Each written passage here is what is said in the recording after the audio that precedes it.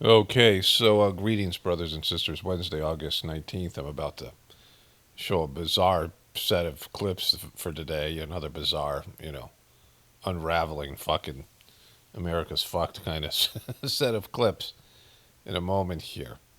But I wanted to, there's stuff I left out of my last couple of voiceovers.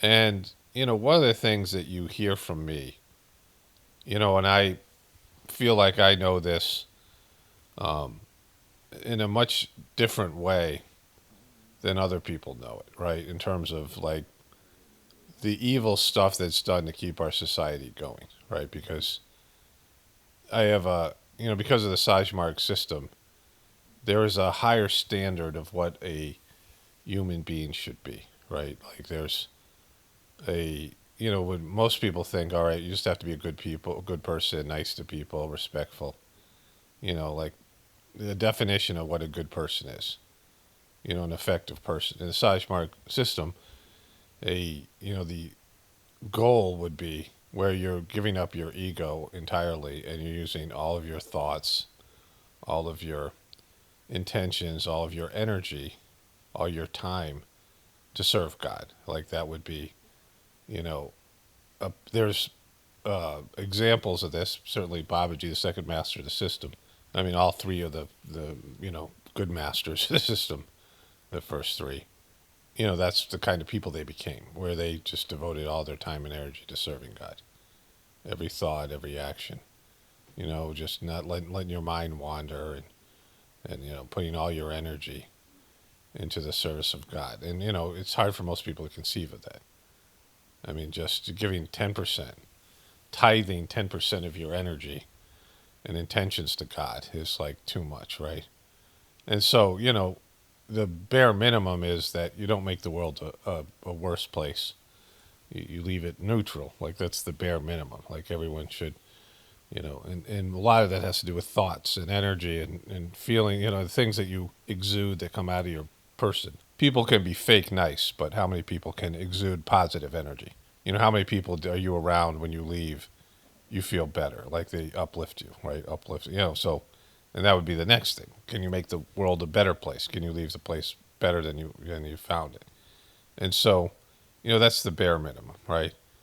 And so, the people who are running the system, they are leaving bad energy. They're leaving bad, leaving the world a worse place than they found it, right? So, I understand that. And that's between them and God. But they keep a demonic system going. And there's going to be a fallout when the system collapses, whatever extent it is, right?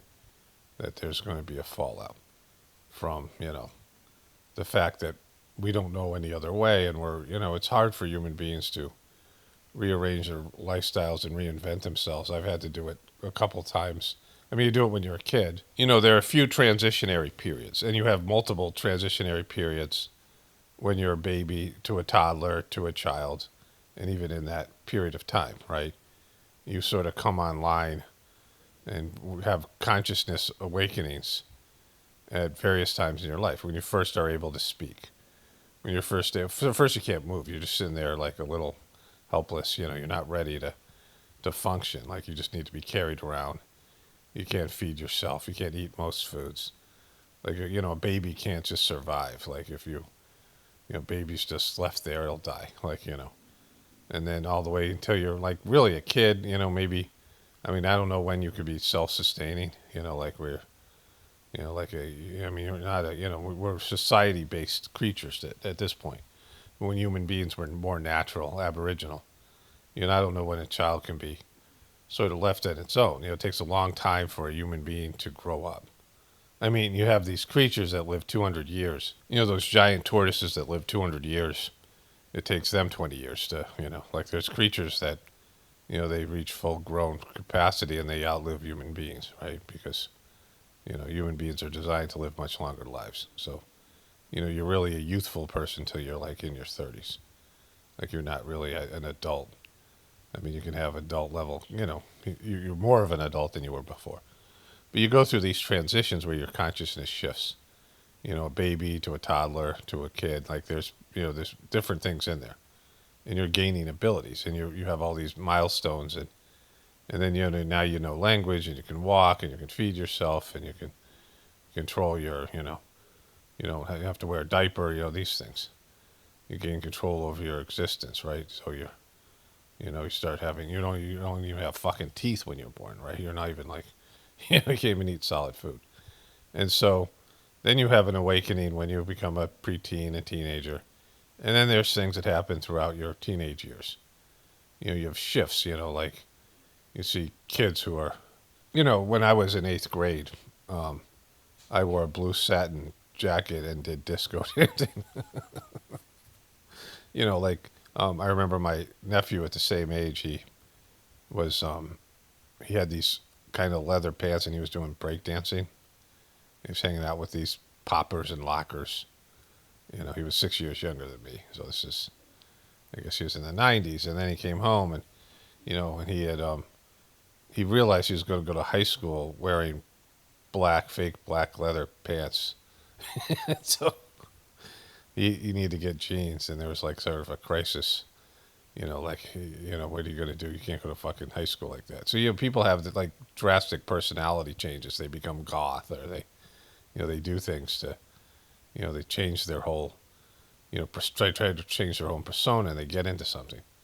Like these things. I don't know what exists now, but this happens when people are trying to find out who they are, and they're trying different things, right?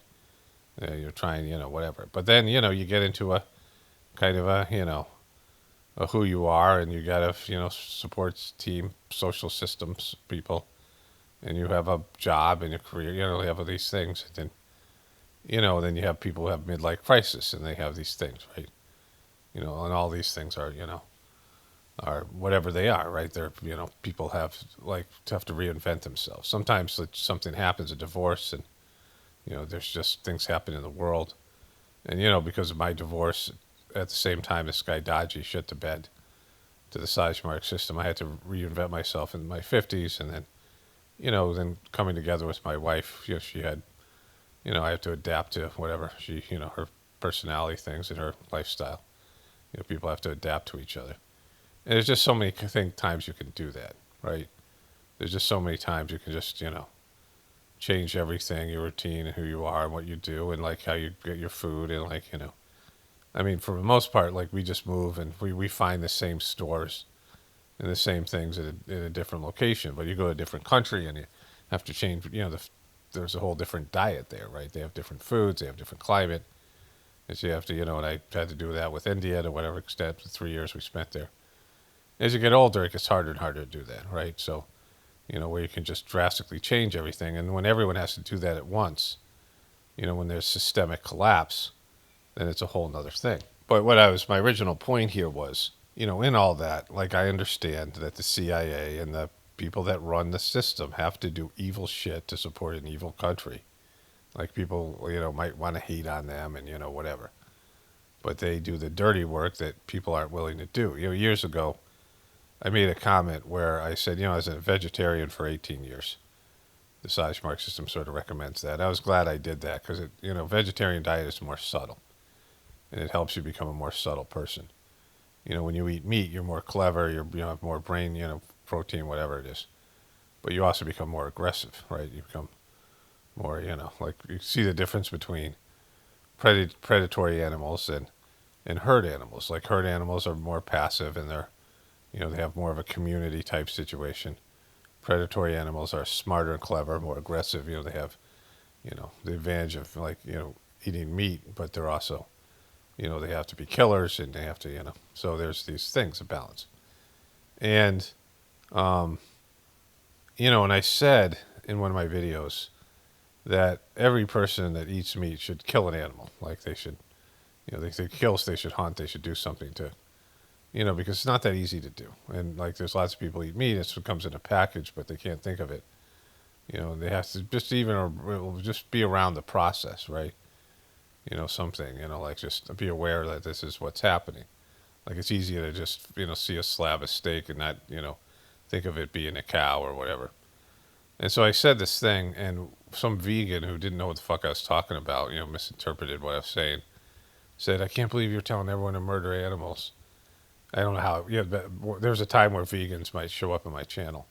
Like there was one vegan who went off on. I had this picture of my kids bottle feeding cows, and there was a kid in the middle, just by the gate, and we had two cows that were getting bottle fed. It was a cute picture. I had a couple pictures of that, and they different times of the year. And the person went off on me on Facebook. Sent me a long message of how shitty it was that these animals are being tortured by getting taken away from their moms, and what a bad person I was. And I was saying, and I said to the person, you are aggressive, like you want to be like you're passive, but you like attack people in a verbal way, which is a sign of aggression and hostility, and you're lashing out, and you got your own bullshit to deal with, whatever. And the person lost their mind, like they couldn't fucking deal with it. I'm like, you also got a killer in you, cunt, right? So, but she lost her mind. But anyway, so this other guy saw, listened to what I said, and I was actually kind of supporting, and not intentionally, but the idea that just you should not outsource you should at least participate in some of this stuff, because people want to eat meat but don't want to do what it takes to get it right. And this person said, "I can't believe you're telling everyone to kill animals.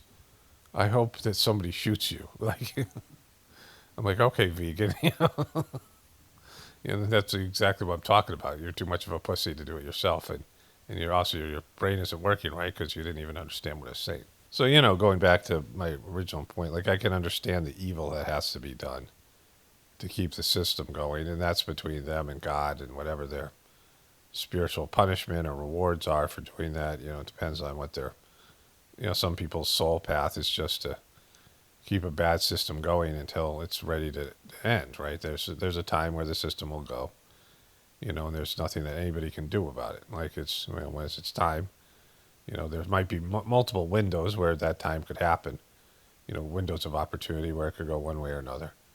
And, it might be, I know the system has been propped up by higher developed beings who feel like things have to happen before the collapse so that humanity's ready to take that next spiritual jump.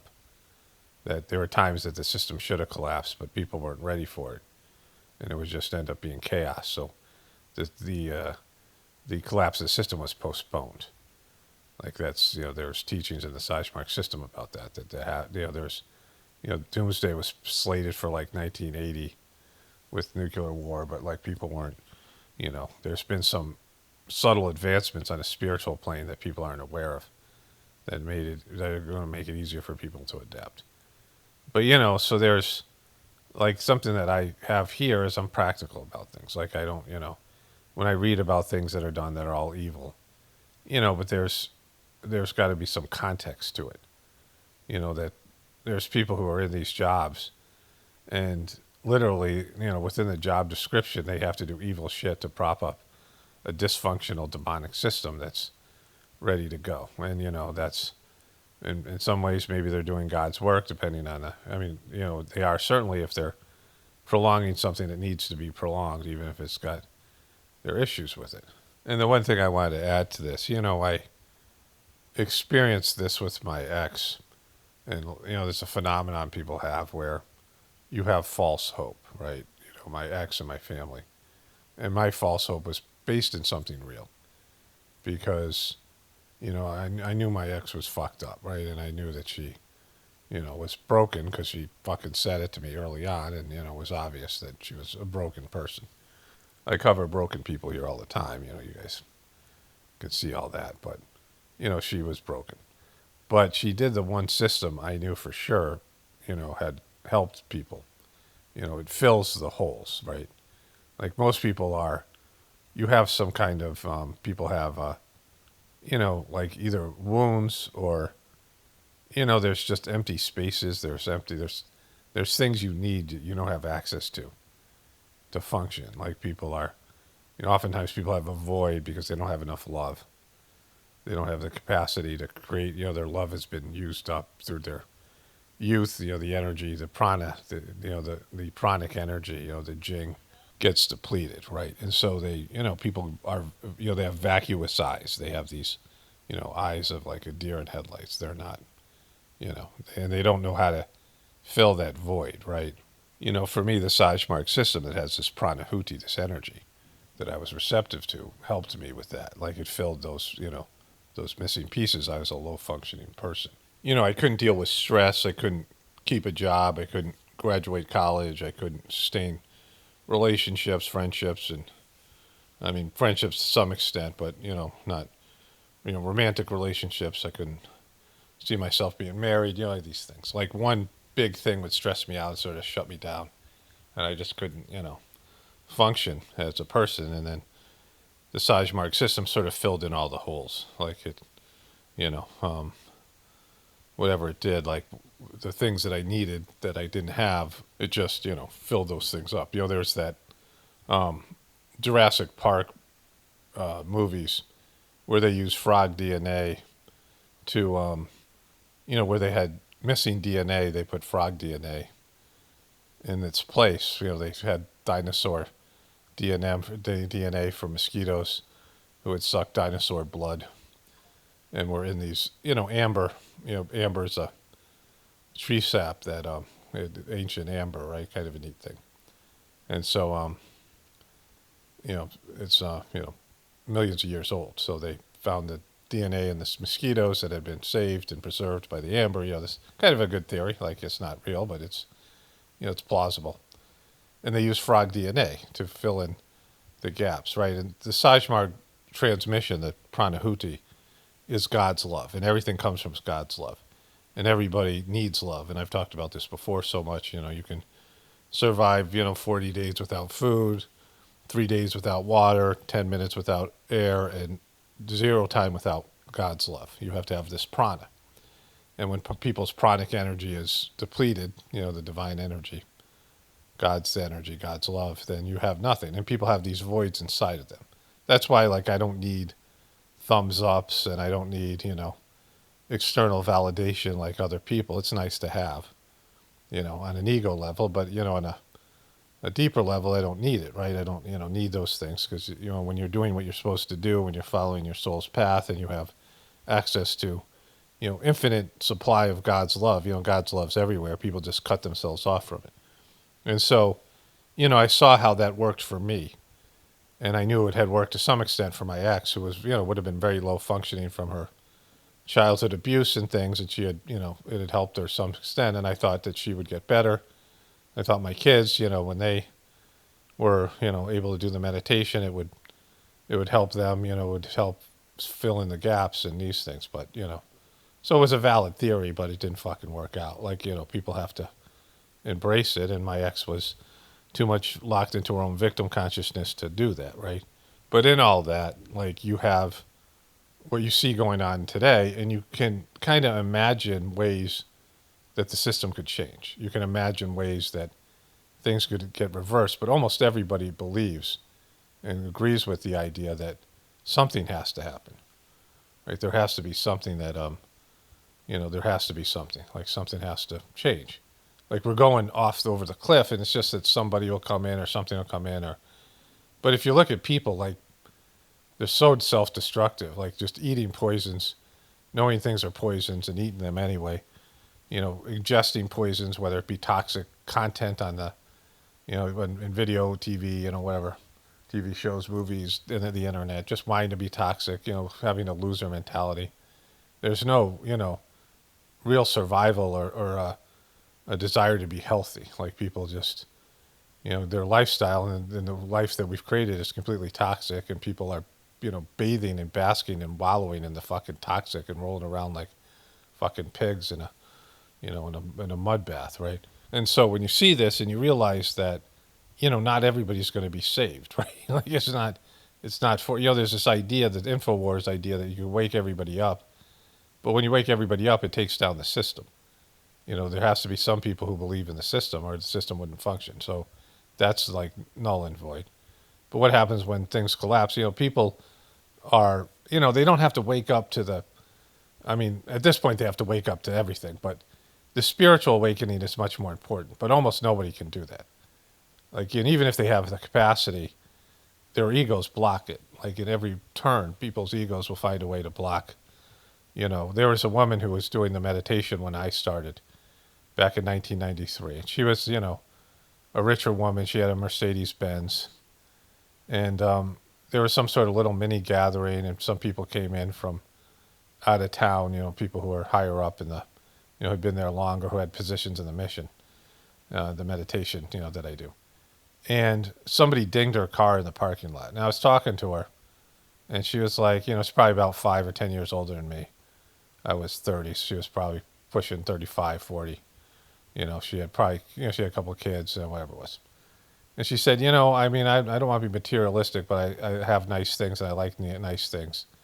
And the fact that somebody dented her door or something, in the parking lot, she thought that was a sign from God, and I'm like, and she said she felt the energy in the system, and she felt the Pranhuiti, but between the energy that she felt, God's love, and her Mercedes, she chose her Mercedes, right? So like, people will find a way. Like she had the capacity to do the meditation, and I'm watching her, like talking to her, watching her find a way to quit, like her, an egotistical way to quit. And that's just what happens. People find a way to make excuses and, not embrace their spiritual nature.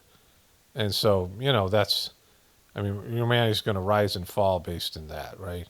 You don't have to be a truther, but you have to be aware of your internal soul. And then when you're aware of that, and you're connected to God, then there's going to be, truth that's going to come to you. Like you're going to know what you need to know. God will, you can't run away from the things you don't want to face or the things you don't want to see or believe.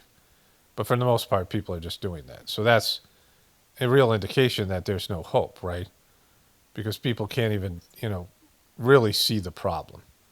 Can't really, be in the pain of like the reality of our fucking collapsing civilization and how crazy things are getting. And it gets worse every year. Like I do this, and I mean, like I said, like I could just roll out of bed at fucking 2:00 in the afternoon and just go on Twitter now or, YouTube and find 6 crazy fucking stories, 10 crazy stories, 10 crazy clips of Trump. I mean, just, smaller things, 5 great memes in and a dumb fuck in the White House and a demon in the White House, so like you could find like just all this shit, right? And you'll see it like just every day. Like I have nothing to start this video today. I had one little thing I have been yet to. It's just a lot of reading. So I like it's about dandelions that my wife sent me, and it's just can be done in any video. And I have some story and stuff I want to talk about that. But like I also have things about we had snapping turtles show up. I have all these pictures of animal life. I want to get into the milkweed. There's a whole. I hopefully do that at the end of this video. If not, hopefully the next one. Milkweed's an amazing plant for various types of insects and things. And so anyway, the monarch butterfly and other things. But I'll hopefully do that in the near future because it's been on my mind to talk about. But anyways, I just wanted to talk about this in the beginning because people are now starting to make fun of black-pilled people because it's become enough of a situation where people realize that we're fucked, and like how they're dealing with that is is everything, right? It's like you can, how you deal with the fact that there's no real hope for the system to fix itself, to be repaired, to that the system has to go, and then people, what do you do then? Because there's all these fucking truthers that just don't, they want the attention and they want the to reap the fruits of the people who are out there who are looking for answers, but they don't want to tell them the truth. They don't want to deal with the truth of the systemic collapse. Okay, so that's enough of an introduction. Let's get to the other stuff here. Okay, I only got a couple Twitter videos, so I haven't even looked through Twitter yet. That's where you get all the good memes and the other stuff. I had a bunch of YouTube videos that were lingering and then a few new ones. This one popped last night.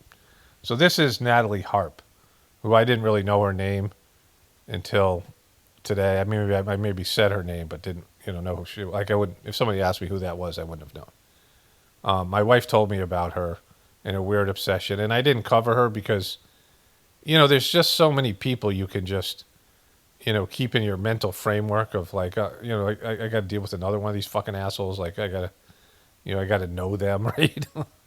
But then she carried a bag that looked like it was full of diapers.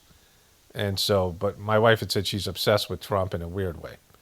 And so they covered it on CNN and they brought in her brother because. Two sources, Preston, are telling CNN that your sister was involved, back in October 2023, right? There was sort of a screaming match about who was getting in what car, and it turned out that there wasn't room for Natalie. So she insisted, she said no, Trump had personally asked her to come to this court appearance, so she needed to be in the car. Now, according to these sources, the end result is that your sister jumped into the trunk of one of the motorcade vehicles to go to the court appearance in Lower Manhattan. That's really funny. I didn't even know about that.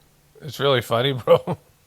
Who is this guy? Like, it's got to be just somebody in disguise with a fake wig and a ball cap, and they say, hey, pretend to be like Shaggy, pretend you're Shaggy, or like. I mean, what is your reaction to that? I mean, you're laughing, but I mean, is it funny or what? I mean, you know her, so that's why. I'm sorry. It's actually kind of sad. That's obsession. That's like an unhealthy obsession with someone. If you're going to jump into the trunk of their car, like. So I mentioned Maggie Haberman and Jonathan Swann's book Regime Change, Preston, which of course I know you've heard a lot about it, but in that, Natalie's name became known to a lot of people, right? Prior to the whole NATO plane incident, she was in the book as an important player, and her role, her importance to the president became clear.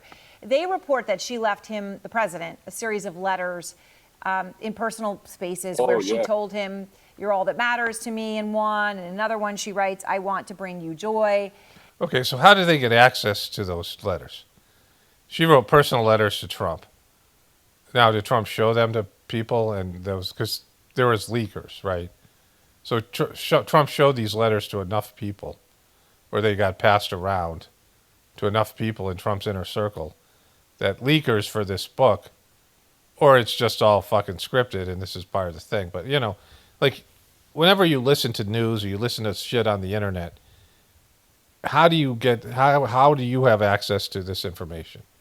Like, all right, so the QBs, the stupid QAnon people, the Q-tards, they believe that some Q-level security clearance person was working to fight the deep state with a number of other do-gooders, including Trump and John Kennedy Jr., JFK Jr., right? Who died, and he died, some kind of thing. And they needed your help. And I used to make jokes about how, there's these cereal boxes where you'd get your junior detective badge. Like, and there'd be TV shows. I think like later on they had this thing called, I think, Blue's Clues. I'm not really all that familiar with it. But like, it was supposed to be, you were supposed to solve the mystery. You were a junior detective and you got a little spy glass and, you were a little junior spy detective. And, and that's what they were doing with the QAnon thing. And anybody who would think about, think it through would say, well, if it's anonymous, then it's probably either some person who's fucking trolling you, and or it's going to be like eventually taken over by the powers that be, and the intelligence community is going to use this to do what they did to the QAnon people, which clearly is what happened.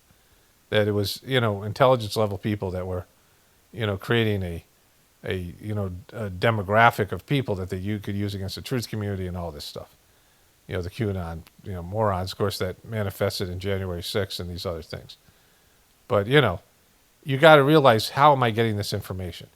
So this woman wrote personal love letters to Trump, and then it made it into Maggie Haberman's and her whatever fucking co-authors, through various leaks or whatever. They got access to this information, right? And, because you always have to wonder, why am I seeing this? Why are they telling me this, right? Why do I know about this? Because, oftentimes the information you're getting is bullshit information, and it's meant to target you. It's meant to go after you. And then they say that Trump said, your sister is the only one who loved him as much as his wife and kids. So what? Okay. his wife don't fucking love him. I don't know about his fucking shitty kids. It's also the capacity of love, like how people are able to really love. Narcissists, maybe love is a feeling, and it's how much you can, love passes through you. It's like it has a life of its own. And when you have love for people, you're like a conduit for love, and like how much do you, how what is your capacity to love? Like people don't gauge that when they pick significant others, because some people love is, they say there's various love languages, but some people think love is compliments. Some people think love is, you know, false compliments even, or whatever, or being treated nicely and things, which of course that's part of it. But love is something deeper than that, right? You feel the love when you're separated from somebody. The distance, they say it makes the heart grow fonder because, you realize there's love when somebody dies and you're like, oh my God, I didn't know I felt all this love for this person, right? Even people you didn't, maybe your parents or people you didn't like, and they die and you feel something in your heart and you're like, oh fuck, I didn't know that was there, right? What is your reaction to this? Does this sound like her, or the person that you knew well, your sister? Yeah. Basically, I'd say since she was like 16, she's had an obsession with gosh, how do I explain this? Um, she's written letters to other presidents. Let me put it that way. Um, and so like her dream came true finally. Oh, interesting. So you're saying that she actually was very aware of politics, right? And that she had written other presidents' letters. Do you happen to know which ones or what they were about or anything, Preston, that you would be able to share here? I didn't see the letter, but George Bush, obviously, during the Iraq War. And did anything ever come of that? I mean, did the White House ever respond or anything, or she just sort of sent a letter? No, they never responded. Two sources. Right. So, this stuff fucked up. So this is from Russia Today. One of my people who somebody sent this to me on Instagram. And it's Russia Today. Do they even have a channel, Russia Today, anymore? Does that even exist? Did they get rid of that? So they hired American people who were mostly truthers. They had kind of semi-truthers, whatever. I used to watch some of this stuff. It was okay. Like it was, it was Russian state TV that put truther shit out there. And remember, Russia Today, when they did that probe, the Russia probe, the Russian interference in the election, Obama did this. And Russia Today was, like, the guy in charge of it was, I think it was John Podesta. Was that it? Or maybe that was something else.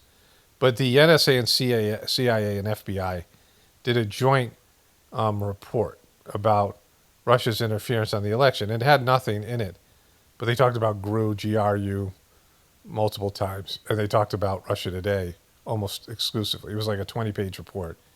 And the majority of the evidence, and again, it wasn't real evidence, it was like the kind of bullshit they have on Tyler Robinson or, circumstantial. But they said that Russia Today influenced that election, right? The election with Trump and Hillary Clinton. And it clearly wasn't the case. I mean, this is one of the things that Trump is right about. Because Russia Today, like how many people even watch this Russia Today show? Like this stuff. But this one's interesting. So this is from 7 years ago. It only got 1,000 views, right? And they're shitting on Trump here. The President of the United States of America, seemingly against the advice of many of his own advisors, recognized Israel's sovereignty over the Golan Heights. Now, why? Donald Tusk, if UK does not, oh, here. Why is this so important? Well, since 1967, the U.S. had decidedly chosen to not accept the Israeli takeover and annexation of the Golan Heights from Syria. So you can see, like, Israel's nothing, right? Like, this is the greater Israeli area here. I've showed you the map before. But this is like Syria has this Golan Heights thing. With one tweet like that, Mr. Trump changed a half century of history. So look, this is how much of a puppet he was back then to Israel. It just went unnoticed, right? And the media wasn't covering it, and the right-wing dopes were so in love with Trump. After 52 years, it's time for the United States to fully recognize Israeli sovereignty over the Golan Heights, which is a critical strategic and security importance to the state of Israel and regional stability. There's the tweet where Mr. Trump writes at Golan Heights. Even seemed to know this was coming. Nobody seemed to know that the president was actually going to do this, right? Maybe not even his own Secretary of State. And if he did, he certainly didn't tell reporters when they asked him. Okay, so let's move forward a little bit here. Here it is. See it right there at the bottom. Thank you, Mr. Trump. At a time when Iran seeks to use Syria as a platform to destroy Israel, President Trump boldly recognizes Israel's sovereignty over the Golan Heights. Thank you, President Trump. So I haven't watched any of this stuff, but this is videos about something else here. Father. And here's part of the takeaway on this book, right? That Netanyahu is like an uncle to Jared Kushner. Has been since he was... Okay, so I just randomly went ahead. This is what I want to show you. Like, you know, just like I wanted to find this part. I haven't seen the video yet. Since Jared was a little kid, Bibi Netanyahu has been visiting his house and staying with his dad and his family. When Kushner, who is now in charge, by the way, of the Middle East and Israeli policy for the Trump administration, when he was just a little tiny boy, Netanyahu would visit his dad and would actually sleep in young Jared's bed. The book also details how one of the... Was Jared in the bed? Okay, so was Jared in the bed with him? Like, what the fuck, right? This weird ass shit. And so, you know, then Russia Today is, I mean, making a mockery of the Trump administration here. And, you know, like everyone talked about how they really wanted Trump in. But it was Israel that really wanted Trump in, right? Like, yeah, you know, Trump had a good relationship with Putin, but, you know, a better relationship with Netanyahu. And no one's been talking about that even now where they're starting to hint at it, right? But it's not, you know, like as bad as it should be because it's fucking bad. Reasons that Rex Tillerson quit the Trump administration, hated working there, was because he was being big-footed by Jared Kushner. Jared Kushner was taking his job, taking his responsibilities, even taking his office, right? Actually, he says Jared demanded to be in charge of all things Israel. The book's author is a lady named Vicky Ward. Quite interesting. Yeah, so, you know. Remember, Jared Kushner's dad was guilty of multiple crimes, including hiring a prostitute because there was some kind of, you know, family foundation thing that he needed. And he had to break up his sister's marriage. So he hired a prostitute to sleep with his sister's husband and his brother-in-law. And so, you know, amongst other things that he did. And, you know, all were illegal. And he went to jail, prison for them. And Trump pardoned him fucking twice. And now his you know, Jared is his, you know, the fucking Antichrist son who bought Fifth Avenue 666. And his brother Josh Kushner now owns the Los Angeles Lakers and was worth $6 billion. And so, you know, and you think about, all right, well, how does that affect the Lakers? What if one of the Lakers came out as like, you know, says shit about Israel's, you know, and then the owner of the team says, hey, you shut the fuck up, right? You know, because it affects all these things. It's a control. Like it's, you know, they have all this control over the media, over the sport. You know, these are why you don't hear people speaking up about shit like that. They said you can't come home again, but here I am. Woo! Rosie's back. Woo! Fuck. If you thought the president hated Jimmy Kimmel Live when it was hosted by Jimmy Kimmel, buckle up, people. Buckle up. Buckle up. Buckle up. I'm going to be like, we're totally not funny for fucking an hour now.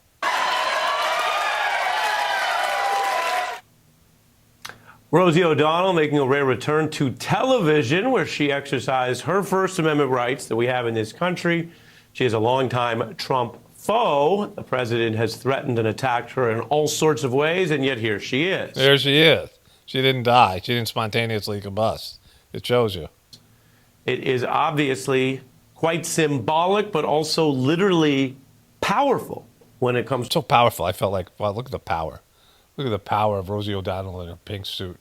to the role of the free press and free speech in this country, which spans from the serious to the comedic to the cultural, as we've covered, that she is there for Jimmy Kimmel, who successfully fought back Trump's efforts to censor him through the abuse of government power. Yeah, that was just a fucking stage fake fucking bullshit thing. Now, Rosie made her own choice to actually move to Ireland days before Trump's second inauguration. I've been living in Ireland for the past 2 years because of Mango Mussolini. Oh, you fucking jokes. I mean, she's been 2 years waiting to fucking deliver this epic comedy routine. Mango Mussolini. Boom. Fucking kaboom.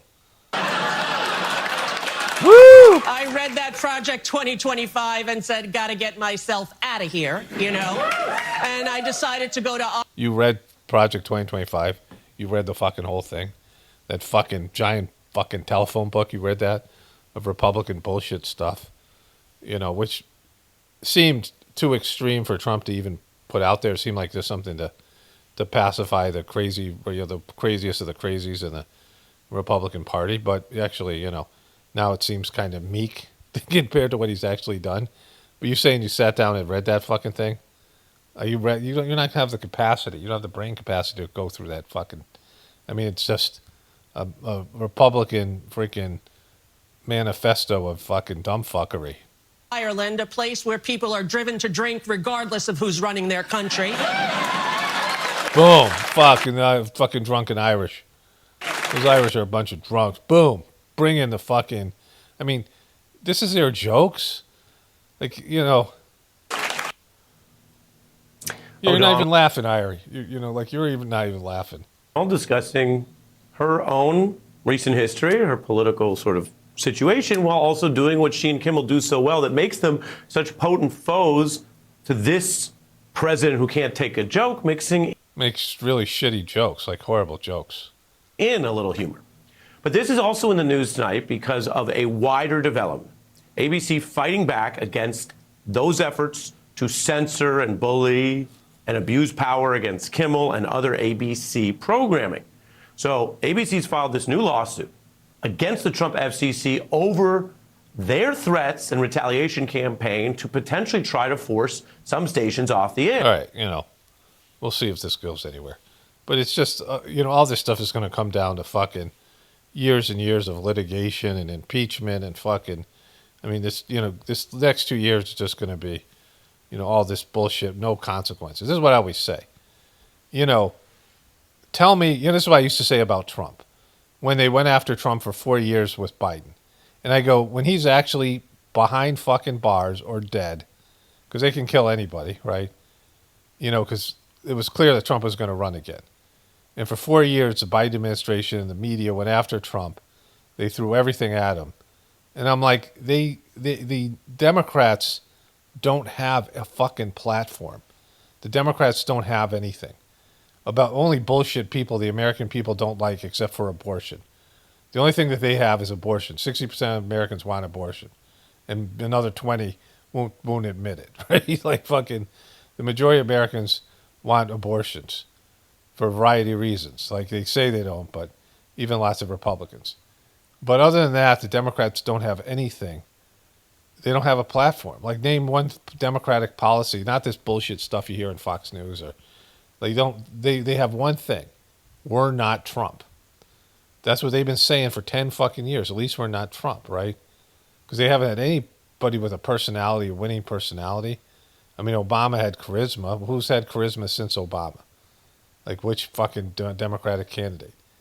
And so they rolled out Joe Biden, and they were still talking about Trump. And then in the mainstream media, MSNBC, MS Now, and CNN, their ratings went way up during Trump. Trump 1.0.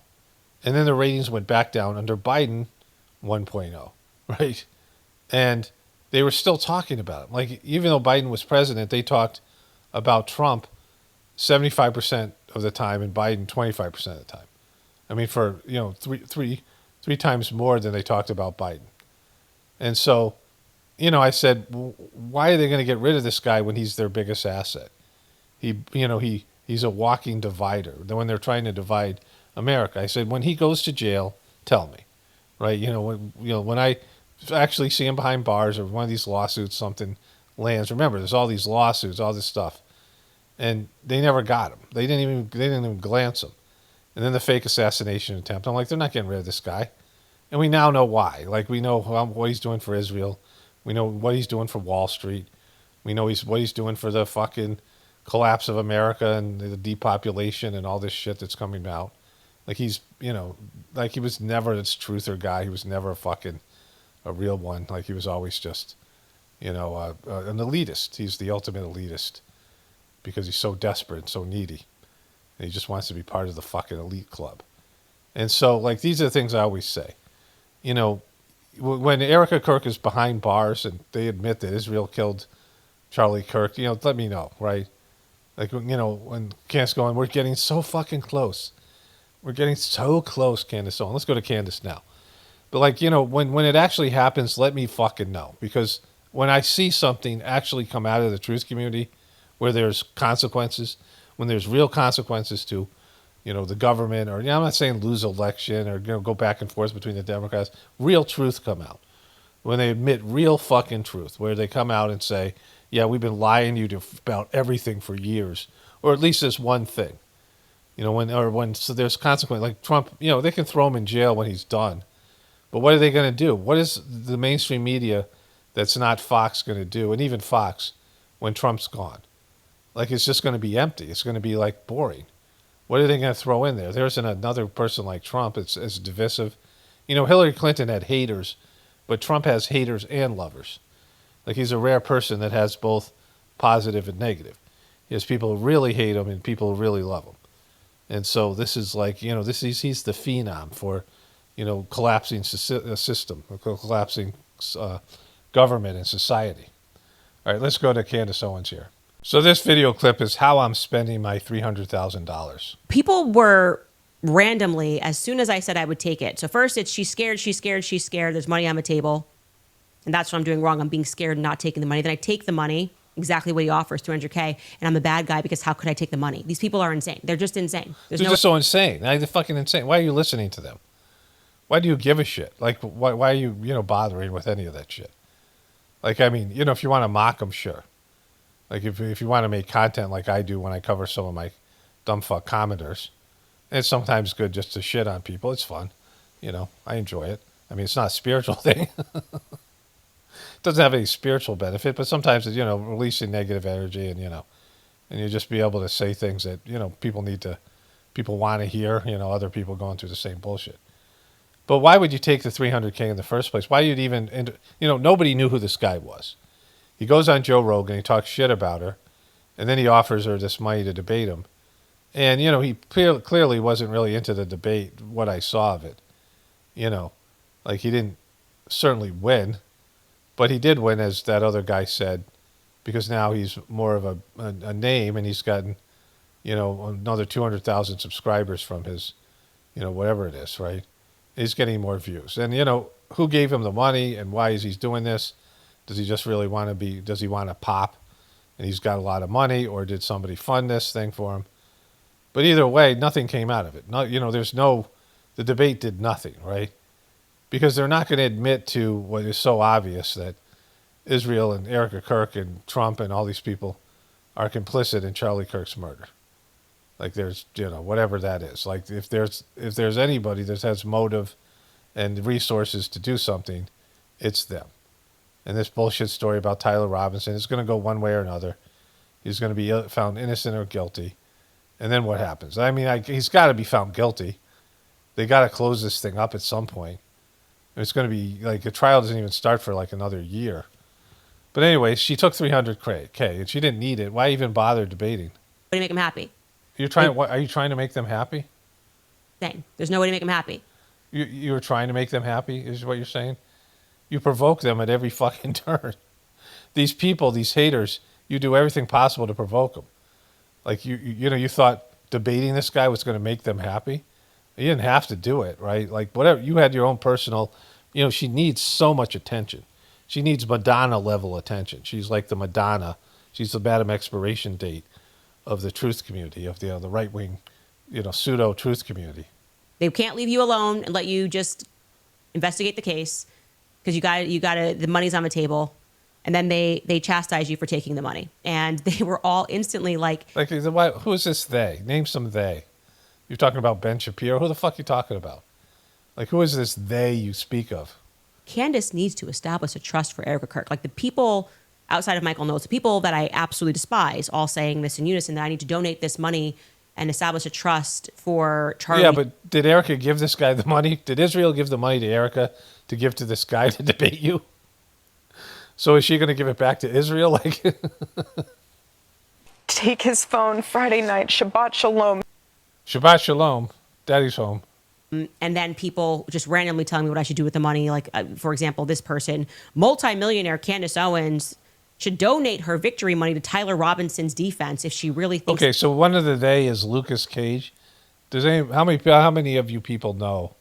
I mean, I can't really take a poll here. I don't, because I fucking don't want to. I guess I could. I think I have the apparatus. But how many people know who Lucas Cage is? I don't. Maybe I've heard his name before or seen a tweet from him, but I don't remember it. So he's one of the they that you're paying attention? That he's innocent. Andrew Wilson put his money where his mouth is. Why doesn't Candace? Like, I didn't offer Tyler Robinson publicly go across things and say, I'm going to prove to people that I think he's innocent, I'm going to give 300. I never did that. I don't do those sorts of things. That's not what I do. I'm not braggadocious, and nor would any. Oh my God, you're not. You're totally braggadocious. You're one of the most braggadocious people out there. Person who knows the least bit about finance be so stupid as to spend $300,000 to have a conversation with someone who debates for free. Always do my annual debates with Piers Morgan. They're for free. Been debating all across college campus. I was doing that for free. Not for free. Don't pretend that there wasn't a financial, motivation for all that bullshit. Your bullshit debate style. I've had debates with Rabbi Shmuley, who I can't stand, on Piers Morgan for free. For free. She debated Shmuley and his daughter who sells kosher sex toys, kosher dildos. And so it's just so interesting that actually my entire life, all these people Okay, so where does it say how you're spending the money here? Open a trust. So she says Andrew Covert wants her to open a trust for Charlie's children, which in a way, I know it's not, but it feels like money laundering. The organization that's hunting me, you want me to then give the money to the person who would be in control. That would, at first, of course, would be Erica. First and foremost, what I want to say is there are a few things I despise more than fake altruism. Yeah. You're like, you're all fake. Like, pretend you're. Just suggesting that 300 more K could plausibly make a difference. And like I said, she's talking about giving money to millionaires. We got to still find this thing here. That are coming together, protect Erica Kirk, of people who have attempted to make our children feel unsafe, that they have gotten behind, retweeted, supported. All right, so what are you going to spend the money on? Let's find it here. Okay, so I didn't know this. It's fucked up. On what I should do with the money. It's just not going to happen. So, yeah, I'm going to take care of my sisters. I'm going to give money to the Catholic Church, and then I'm going to decide what I want to do. That's it. Okay. Sure, take care of your sisters. I don't know what the fucking their problem is, but take care of your sisters. That's good. Family that might need money. Catholic fucking Church. Are you serious? That pedo organization? You're going to give money to the Catholic fucking Church. That's what you're going to do? How much are you going to give? 100,000 split amongst your sisters? How many there are? She probably said, I think it's 2. Give them each 50 grand. Give the Catholic Church 100 grand. I mean, is this taxable too? So like, is it really 300 grand or is it like 180 after taxes? Like, well, how much of this money gets taxed? Like, what is I don't know what her income bracket is. Probably pretty high. She's a millionaire, right?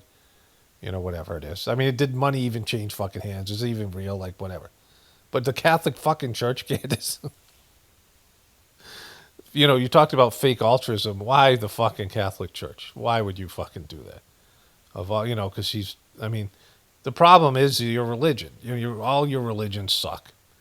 Let me, should I switch over to voice? So let me do this at the end. Hopefully I'll remember to do this because I talk about this all the time. And I'm just restating something I've said multiple times, but about religion. But we'll do that in a voiceover because it can go in the Journey series later. And if I don't do it, I don't do it. Who gives a shit?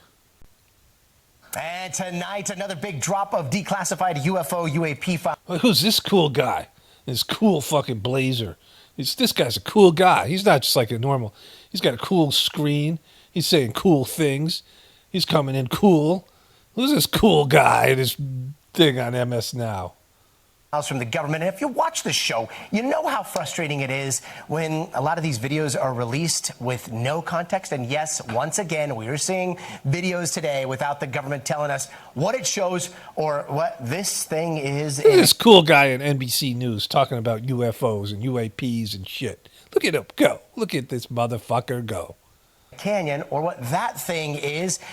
All we know is that it was recorded by a government platform or a cell phone. There's no answer on what it is. Maybe this is a drone. Maybe it's a balloon floating around. And it's not just this video. There are other videos too, some of them taken over water. But there is one case finally that has some actual interviews with the crew attached. It is pretty wild. It's pretty wild stuff, this cool guy. And here is how he's pretty excited about this. He's too cool for total excitement, but this story goes right here. In 2021, an American gunship was flying over the Gulf of Oman. It dropped some sort of flare into the water for target practice, right? Well, the report says that when the flare touched the water, the weapons officer looks at it with a sensor. They see these two small orbs hovering over the flare for about 15 seconds. So what do they decide to do? They pull the trigger.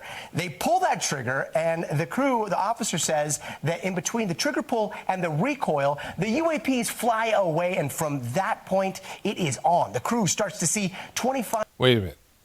They saw fucking unidentified flying objects that looked like a superior intelligence, and they decided to fucking fire on them, right? And then the things, you know... or more of these cold orbs flying around as they describe them. Some of them apparently pull out cell phones. They start to capture some of those videos. Those are those videos that you see. It's hard to see exactly what they're shooting because they're shooting a screen, but they describe the orbs as flying in these formations that like interact with each other. At one point, they talk about them flying. Okay, let's see the fucking... Is there a video? Where's the video? Where's the video here? There's no fucking video? You didn't show the video, you fucking piece of shit, cool guy? Oh, here it is. Features of this report, for example, the speed reached 1.7 times the speed of sound, you know, and that would not leave an object, a solid object. All right, fuck you guys. It's always a disappointment with you motherfuckers. Even these cool guys. Look at this dude here. Look at this ghoulish dude right fucking here. There's a guy, maybe he's an actor. So he's like kind of bald. Like, is that just, they slap a wig on him here? Like, holy shit, look at this Stephanie Gould. There are a couple different ways you could look at the war right now. You could accept the White House's version. Donald Trump insists that Iran wants a deal and that the U.S. controls the Strait of Hormuz. His son-in-law, Jared Kushner, says that negotiations with Iran are robust, and Trump is outright dismissing concerns about conditions on the USS Lincoln as fake news. On the other hand, you could choose not to accept the White House's version, which... Well, that's crazy. What are you talking about, Stephanie Gould? Look at her. Look at this fucking morbid motherfucker here. I mean, Jesus fucking Christ. They're offering no facts to back up their views. Reports overnight say a ship was hit on the Strait of Hormuz, damaging the engine room and causing a crew casualty. The Wall Street Journal says American officials are worried Oman could help broker a nuclear deal that is more favorable to Tehran. That is on top of its reporting that Iran is looking to now expand the war. U.S. Navy destroyer lost power for 4 days at South China Sea. As Trump says Tehran should put up the white flag of surrender. And the Pentagon is now admitting that a Navy destroyer was without power for 4 days last month, leaving the crew without drinkable water, meals, running toilets, or air conditioning during that period of time. Joining me now to discuss, David Rode, MS Now, senior national security reporter, and Peter Baker still here. Okay, David, day after day. Okay, there's some here about Hegseth. Let's find it. Okay, so the title of that Stephanie Gould video, her real name Stephanie Rule, that's why. was that Pete Hegseth hid that a base was destroyed by Iran. And there was no mention of that in the video at all. I searched through various terms and words, including hid and base, and wasn't there. So they have headlines in their videos and they don't deliver. It's just something they do. MS Now. It's a constant problem. All right, so let's move to this. This is hilarious. On the national security question as well, Senator, are Taiwan and the South China Sea national security issues? So this is Lindsey Graham's sister that she's calling senator. Lindsey Graham died of inexplicable reasons and causes, and then they shit her in there. Trump did, and now she's running for senator.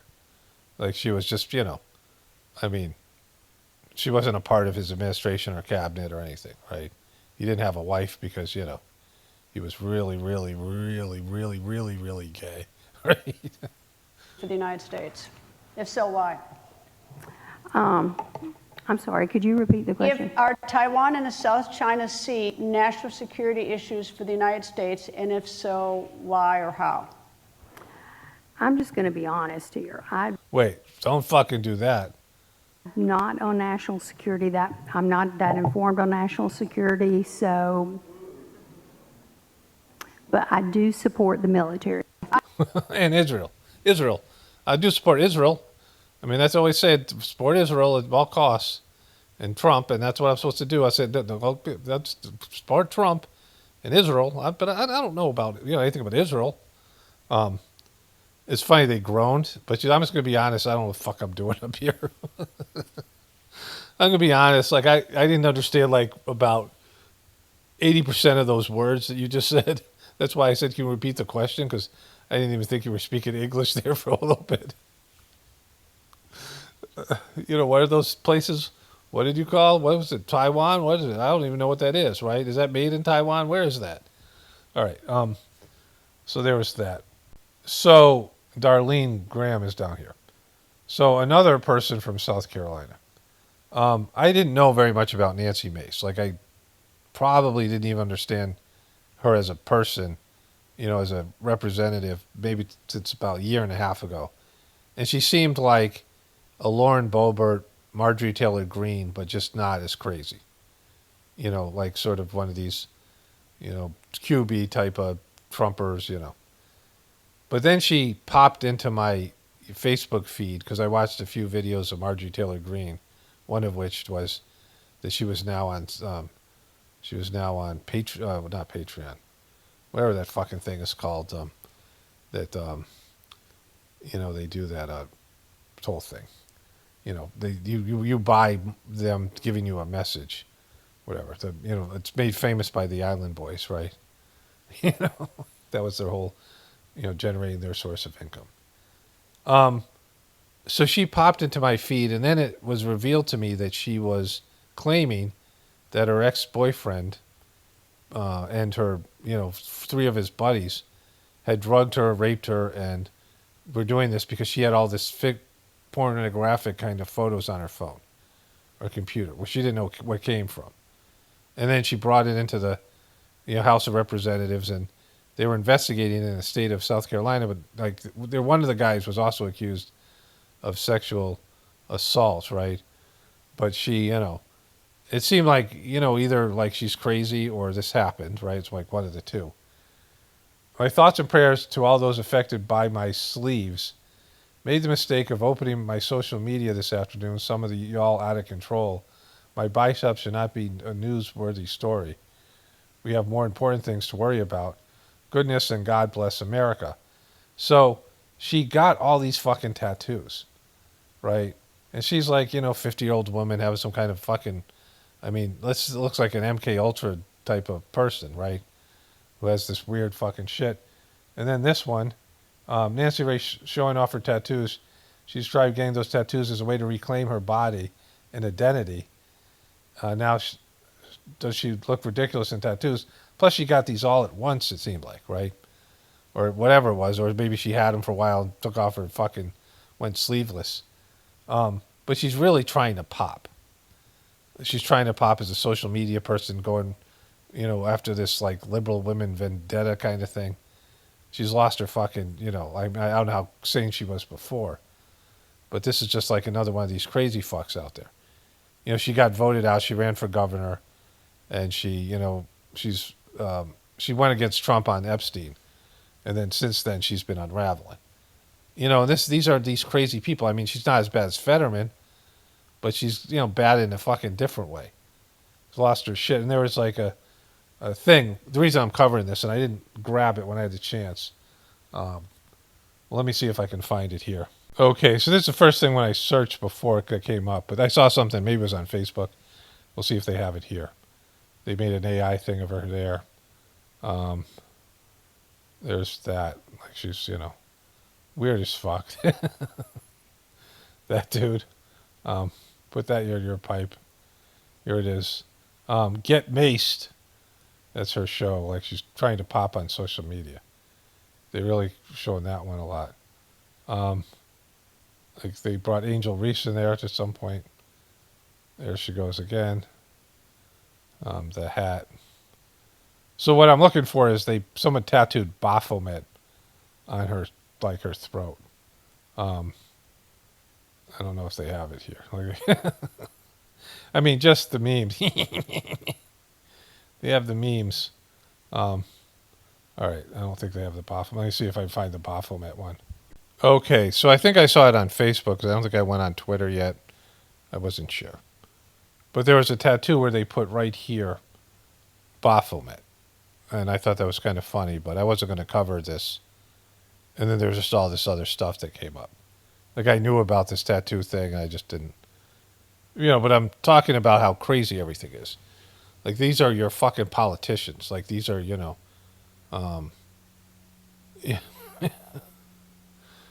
so they've all lost, they're losing their shit. I mean, Trump's obviously, we saw about what happened with Biden and his senility, but it's just across the fucking board. And this woman claims, to be ritualistically abused, then loses, her seat and her, other political bids, and then tries to pop on social media, and she starts getting all these fucking weird tattoos of like the Virgin Mary and shit, right? And then there's this one here, Thug Life, and the Mike Tyson thing. Anyways, so that's Nancy Mace. Apparently, Lindsey Graham died of an aortic dissection, which they're claiming was from heart disease or something like that. I don't know if it's vax-related or Russia-related or, certainly not Israel-related, because he was licking Netanyahu's taint. So what you need to know from his sister here is that South Carolina has 5.5 million people. 50 million people in South Carolina. Half of them live paycheck. 50 million people in South Carolina. Half of them live paycheck to paycheck. 25 million people live paycheck to paycheck in South Carolina. Unfortunately, it would be actually 2.75 million people. But she's a senator.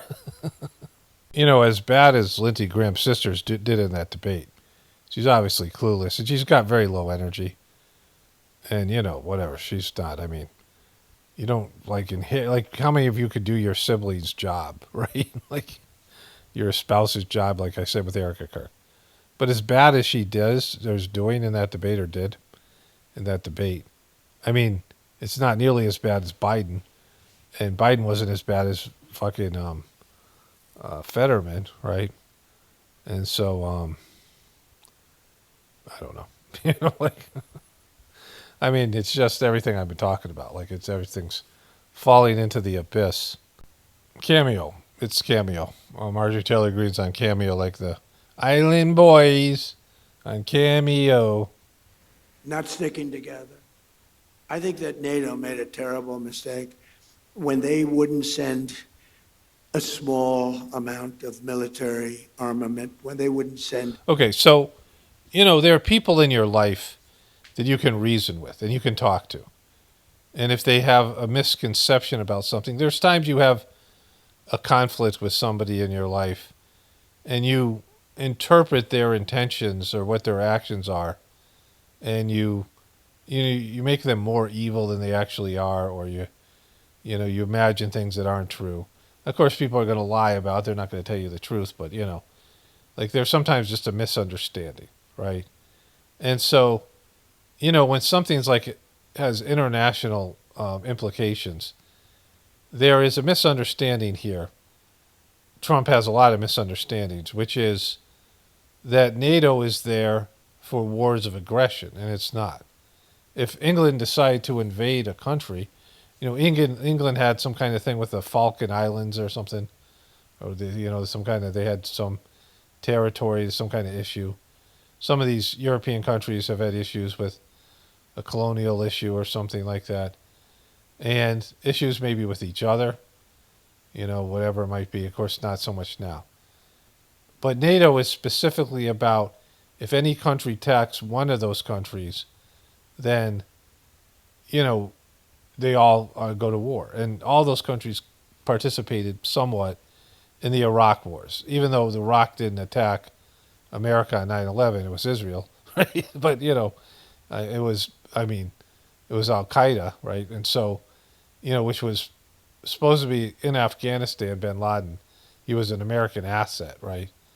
America, it was Israel, and America attacked itself. Like bin Laden had always been an American asset. American trained bin Laden, who was a billionaire bin Laden family in Saudi Arabia. And they trained him, his people, to fire missiles in Afghanistan to go after the Russians. And Al-Qaeda became this, it was called the base. Al-Qaeda means the base, which means all the database of people who are assets to Americans, to CIA and things, when they wanted to have fake controlled opposition bullshit, right? But anyways, there was a perceived attack against America on 9/11, right? Everybody understands that. Oh, I saw this with fucking that piece of shit Tucker Carlson. I'll go to that next after I show Trump here. And, America then went after Saddam Hussein, who had nothing to do with it. And so, but even with that, these European countries went along with America. And they received a lot of political heat from it. Tony Blair, Bush's lap poodle, Bush's poodle, his lap dog. These people in their own countries. And these weren't popular wars. These were forever wars that didn't have anything to do with, America being attacked. But they went along with it. NATO did, all these countries. And, whether Trump respects those presidents or think they're not as good as him, these European countries are relating to America. They're not relating to each president individually. They are, but they've been conned into going to America war before, and they all knew what happened. They knew this was some bullshit false flag thing, 9/11. And so when Trump decided to go into Iran, and Iran didn't do shit to America, he was just launching this war on behalf of Israel, and they all have their issues there. There's anti-Israeli shit going on in every one of these countries. They know what's going on. And they know Iran wasn't a threat, and they knew that the Strait of Hormuz is going to fuck their country. And if they're in there, blockading the Strait of Hormuz, and their country's suffering, coming up on a winter when they're going to need, when Europe has had issues with heating their houses and shit, right?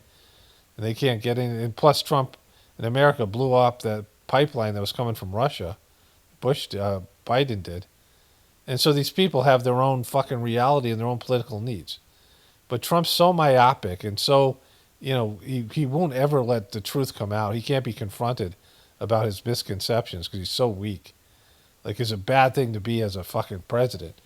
When he's out there talking shit, he should be humiliated, embarrassed that he's even claiming NATO should have done shit for this bullshit war. They keep on repeating this bullshit stuff about nuclear weapon, which Europe clearly and everyone else knows wasn't true, right? It's all Israeli propaganda. So, like, him saying this, when they wouldn't send a small amount of military armament, when they wouldn't send, just even acknowledge what we were doing for the world and taking on Iran, You know, and they'll lie and fake things before, but this would be a bad thing for them to do because they'll get hammered in their own country. Like their countries, their citizens are not about this, right? And just how this thing's going to play out. Like everyone knows Trump's on the losing side, right? Like he's left out there alone, and instead of realizing, oh my God, everybody hates us, right? I never considered it very risky, but war is always risk. You know, a lot of strange things happen in war that are very bad, but I didn't consider it. I know how great we're the greatest military by far. Anywhere there was nobody close. I didn't think there was a big risk, but there's always surprises with war. They can be very bad surprises. I mean, wars are lost that should be won. Many wars are lost. You think? Yeah, like this one. You've lost it because you didn't understand Strait of Hormuz. You got conned by Netanyahu and Pete Hegseth, but really Netanyahu.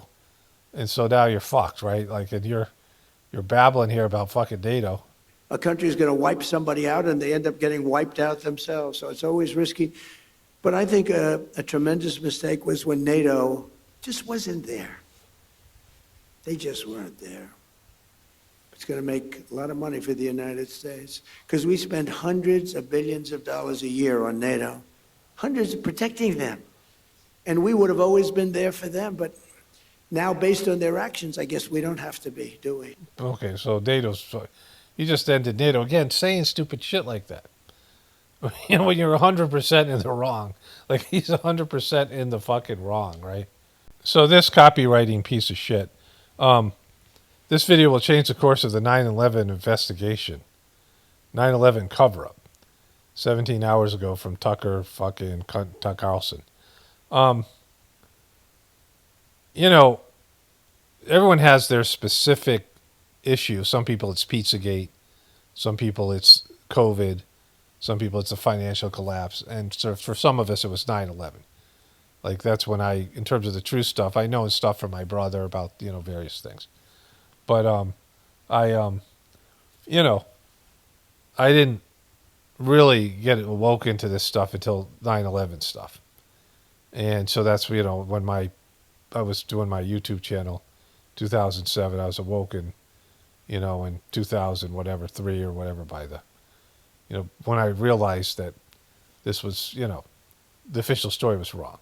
And I went through a whole thing. It's like that first thing that just snaps you and it takes you a while to like digest what you're realizing, right? And for each person, that thing always holds something for you.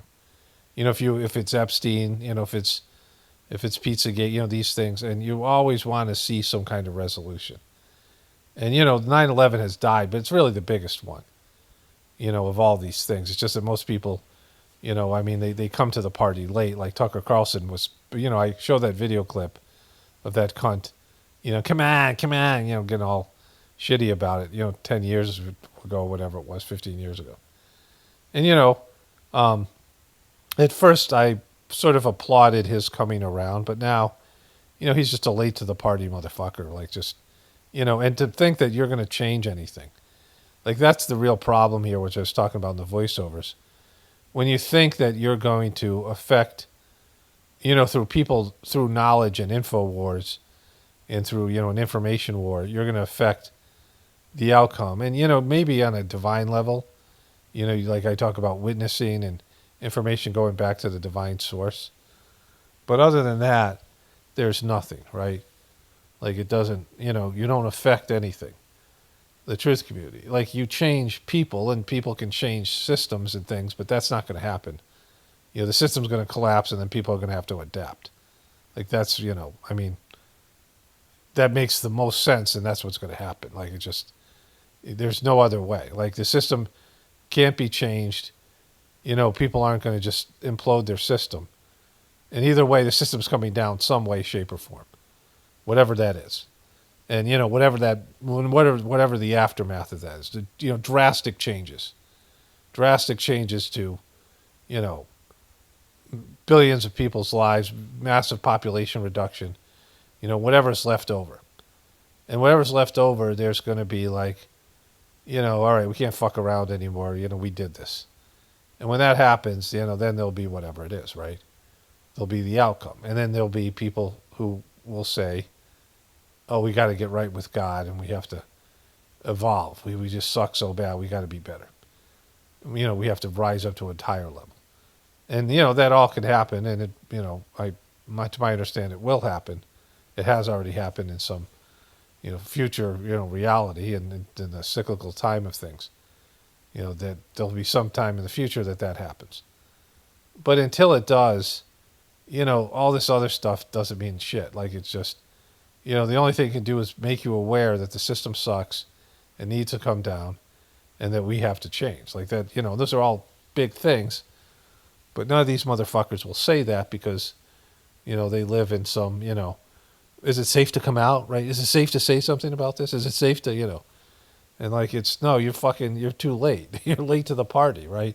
I do these exercises every day, this calf stretching thing with some yoga balls, and then I put my legs up against the wall, and I will listen to videos sometimes when I'm doing it. And there was a little short video that came up for Corey Feldman, right? So I turned it on, and I couldn't really see my glasses were, I just usually listen to the videos. But this woman is really excited, it seemed like. I wasn't sure if she was mocking Corey, like people go to Corey Feldman concerts to mock him.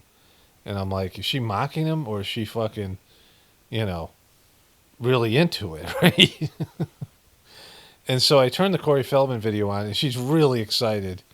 And the people there are cheering, Corey. It's not that many people, but he's still got, some fans. And Corey runs the gamut. He does all his gay dances. He's got some kind of weird dreadlocks with frosted tips. Totally Corey. He plays the drums for a bit. And then he, does his horrible singing and his bad dancing. He rolls out some woman in a wheelchair with Illuminati red shoes and fucking, she's on a respirator. She looks like she's going to die on stage. He's like Corey's biggest fan. Then he goes back out and shakes hands with the woman who was really excited. And I realize it's her husband who's taping, because he comes out, her husband, with VIP passes to Corey Feldman. He's like playing in a mall somewhere. Like totally Corey. And this guy's all excited about it, getting cucked by Corey Feldman. His wife's all excited. And, I made the video I was showing the video, and I'm like, it's just these couples channel. I don't want to, shit all over them. So I just, but the reason I'm saying all this, and I wanted to keep it, at least this part, I'm just going with the pictures instead, and I'm not showing you their video. But Corey Feldman has an audience. Like, Corey Feldman is a fucking weird dude. He's such a piece of shit. I mean, he did all that stuff with the victim consciousness bullshit, and he's just so sleazy with those Corey's Angels, the reality TV show. He's on Celebrity Wife Swap. Remember that weird shit he did? He exploited these girls. He wouldn't let them eat anything but vegan food, and he was eating like high-protein meals, and they were making it for him. And he had this like weird harem, and he tried to capitalize on the Me Too movement with his bullshit stuff. He tried to sell Corey Feldman's abuse story as being Charlie Sheen. He wanted to raise $2 million, and he got nothing. He pretended he said he got stabbed by some guy. Opened up his car with some magic, magnet lock thing, and stabbed him. And he had this little pinprick that he's just such a fucked up guy, right? He's just one of the worst, just sleazy. And he's got fans, like he's old and fucking. He's always sucked, but you don't get better as you get older, right? Especially when you have no talent like he has. But, he can carry a fan base. Like, he's got a fan base. And you got these guys from TPUS Gay, and they have everything set up for them, and they can't win anybody over. You have people, like, how does Corey Feldman have an audience? Like, how can Corey Feldman have, fans? And you don't, right? So anyways, I thought that was funny. So at the same time, just before the Corey Feldman thing, this also popped into my feed. Look at Wolf Blitzer here. With every new because they're all rocking these old guy mullets where they have this little administration comes a renewed effort to try to revive the Middle East peace process. The Trump White House is certainly no exception right now, but instead of sending a seasoned politician or a diplomat, a veteran diplomat, President Trump is trying a different approach, sending his son-in-law and senior advisor Jared Kushner to meet with have the guy that used to sleep with, Beatty used to sleep in his bed, possibly with him.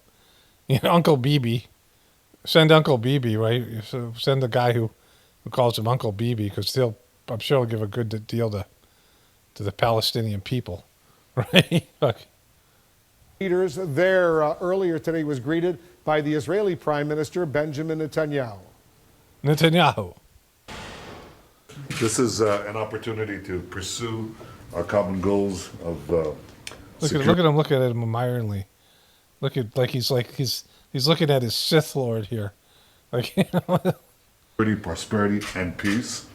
And Jared, I welcome you here in that spirit. I know of your efforts, the president's efforts, and I look forward to working with you to achieve these common goals. Thank you. The president sends his best regards, and it's an honor to be here with you. Well, we just had a historic trip. The president was greeted here with fantastic warmth. Remember when he was AIBB for a while? Like, what happened to him? He made an indelible impression on the people of Israel, and it's good to see you again. Please send him our warmest regards. I definitely will. I definitely will, Master and Lord Master. I definitely will. Are you still sleeping in my bed tonight? I'll kick Ivanka to the curb. Trump will take her. All right, it's a sick fucking world we live in. Okay, so I was doing my editing, and I fell asleep like I often do, and took my afternoon nap, and I, sometimes, whatever, who gives a shit. This was on there. IDS. Israel. Derangement syndrome. IDS. Israel Derangement Syndrome. Now, they're kind of getting desperate. I mean, if I scroll through Facebook now, since I clicked on this and a few other things the last couple of days, there's 4 or 5 things that are from Israel. Pro-Israel, a few negative ones. It's like they're not sure where I stand. I don't know what the thing is. But they're flooding social media. This is all paid content, right? So these are all paid shills and, whatever. Like, this is a professionally done. I don't know who Daniela Bloom is. There was that one Bloom lady that did the weird sex video. Remember, she did a song on transgenderism with Bill Nye, the science guy. Something Bloom. I forget her name. She was an actress or some shit. Oh no, your coffee came decaf? Obviously Israel. Obviously Israel. So this derangement syndrome never worked with Trump. I mean, it worked for Trumpers, but it was the worst comeback ever, and it just got more and more. And in the beginning, there was, like I said, the mainstream media, the Democrats have been obsessed with Trump. Trump is their North Star. That's their key way to success, is be anti-Trump, and they blame Trump for everything. So, but Trump was always a piece of shit. He was always a narcissistic, selfish piece of shit, as are all these other politicians. But Trump took it to another notch. But he was okay during term 1, and the Trump derangement syndrome was there. And then the 4 years when Biden was president, they were still obsessed with Trump. So they did, the Trump derangement syndrome was okay with that, right? That kind of worked a little bit. But now it fucking is just, it means that you're retarded. If you say that, it's like, oh, are you retarded? Are you retarded? Are you okay? Did you fall on your head? Your mom drop you when you're a baby? Something like, like now it doesn't work. And so, Israel needs a lot more than stupid shit like this. Like, they got to do some good things, that are, and they're just going to keep on pushing for more. There's a thing coming up. I'll just show you that. I'm going to do a schmooly at the end of the video. I have a schmooly to get to.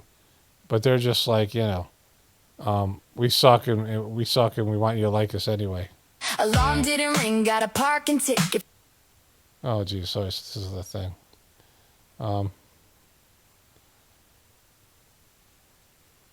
like a serious case of ideas. Yeah, that's just not, it's not catchy. Maybe, amongst people in your, like, small group of people who are really pro-Israel, but who are really into it, small group, small percentage of the population. Maybe you'll play this thing and you guys will, like, enjoy it, but it's not going to work to bring new people in. It's not going to reverse the fucking... You think that the people who dislike what Israel's doing You know, like going back to this first one. Yes. Israel. Derangement syndrome. Kaboom. Oh no. Your coffee came decaf? Yeah? Did your coffee murder 200,000 Palestinian children? As well? You're going to blame your DK, your barista for the death of those Palestinian children? Obviously Israel. Okay, I got a few more tweeter things to get to. I wasn't going to cover that these Andrew COVID and his little pal Blake. All right. The title of this video is Candace Owens brings it, but refuses to say what it is. Friend, how are you? It's good to see you. You know, the more you compliment me, the more conspiracies you're going to generate in terms of what people I know. are going to. Did the check clear? Did the check clear, Viv? Don't even give them the soundbite. It's Nobody's watching you. I mean, this look at this guy. This does not look like a human head here. Look at this little. And because, like, not that I'm independent. I'm in. Doesn't look like a human boy here. What is he? This little twink. The two twinks, two beta males sharing one testicle. Look at this guy. Independent, but like using a filter. Not a loner either. I can't see that because Robert Barnes and I have our locals clearly illustrated the benefit that the left is reaping from this. In addition to breaking up the right and the coalition, and it's going to hammer the Republicans in the midterms. It also diverts the attention from where the attention should be, political violence, and Hassan Piker is all too happy to have the attention be shifted from where it truly is to where it probably is not. Okay, all of its muscles to sort of shove down our throats a fake narrative, and now everything's fake to everybody, even when the facts don't line up. And okay, so again, you can't undo mistrust. When people violate your trust, when people show that they're liars, and like you know, I've talked about this before. I I got a master's in counseling, and and I worked as a preceptor for the Sizemore system, and I'm doing that work now for this Gratefullness thing. Sort of a way to prolong the whatever.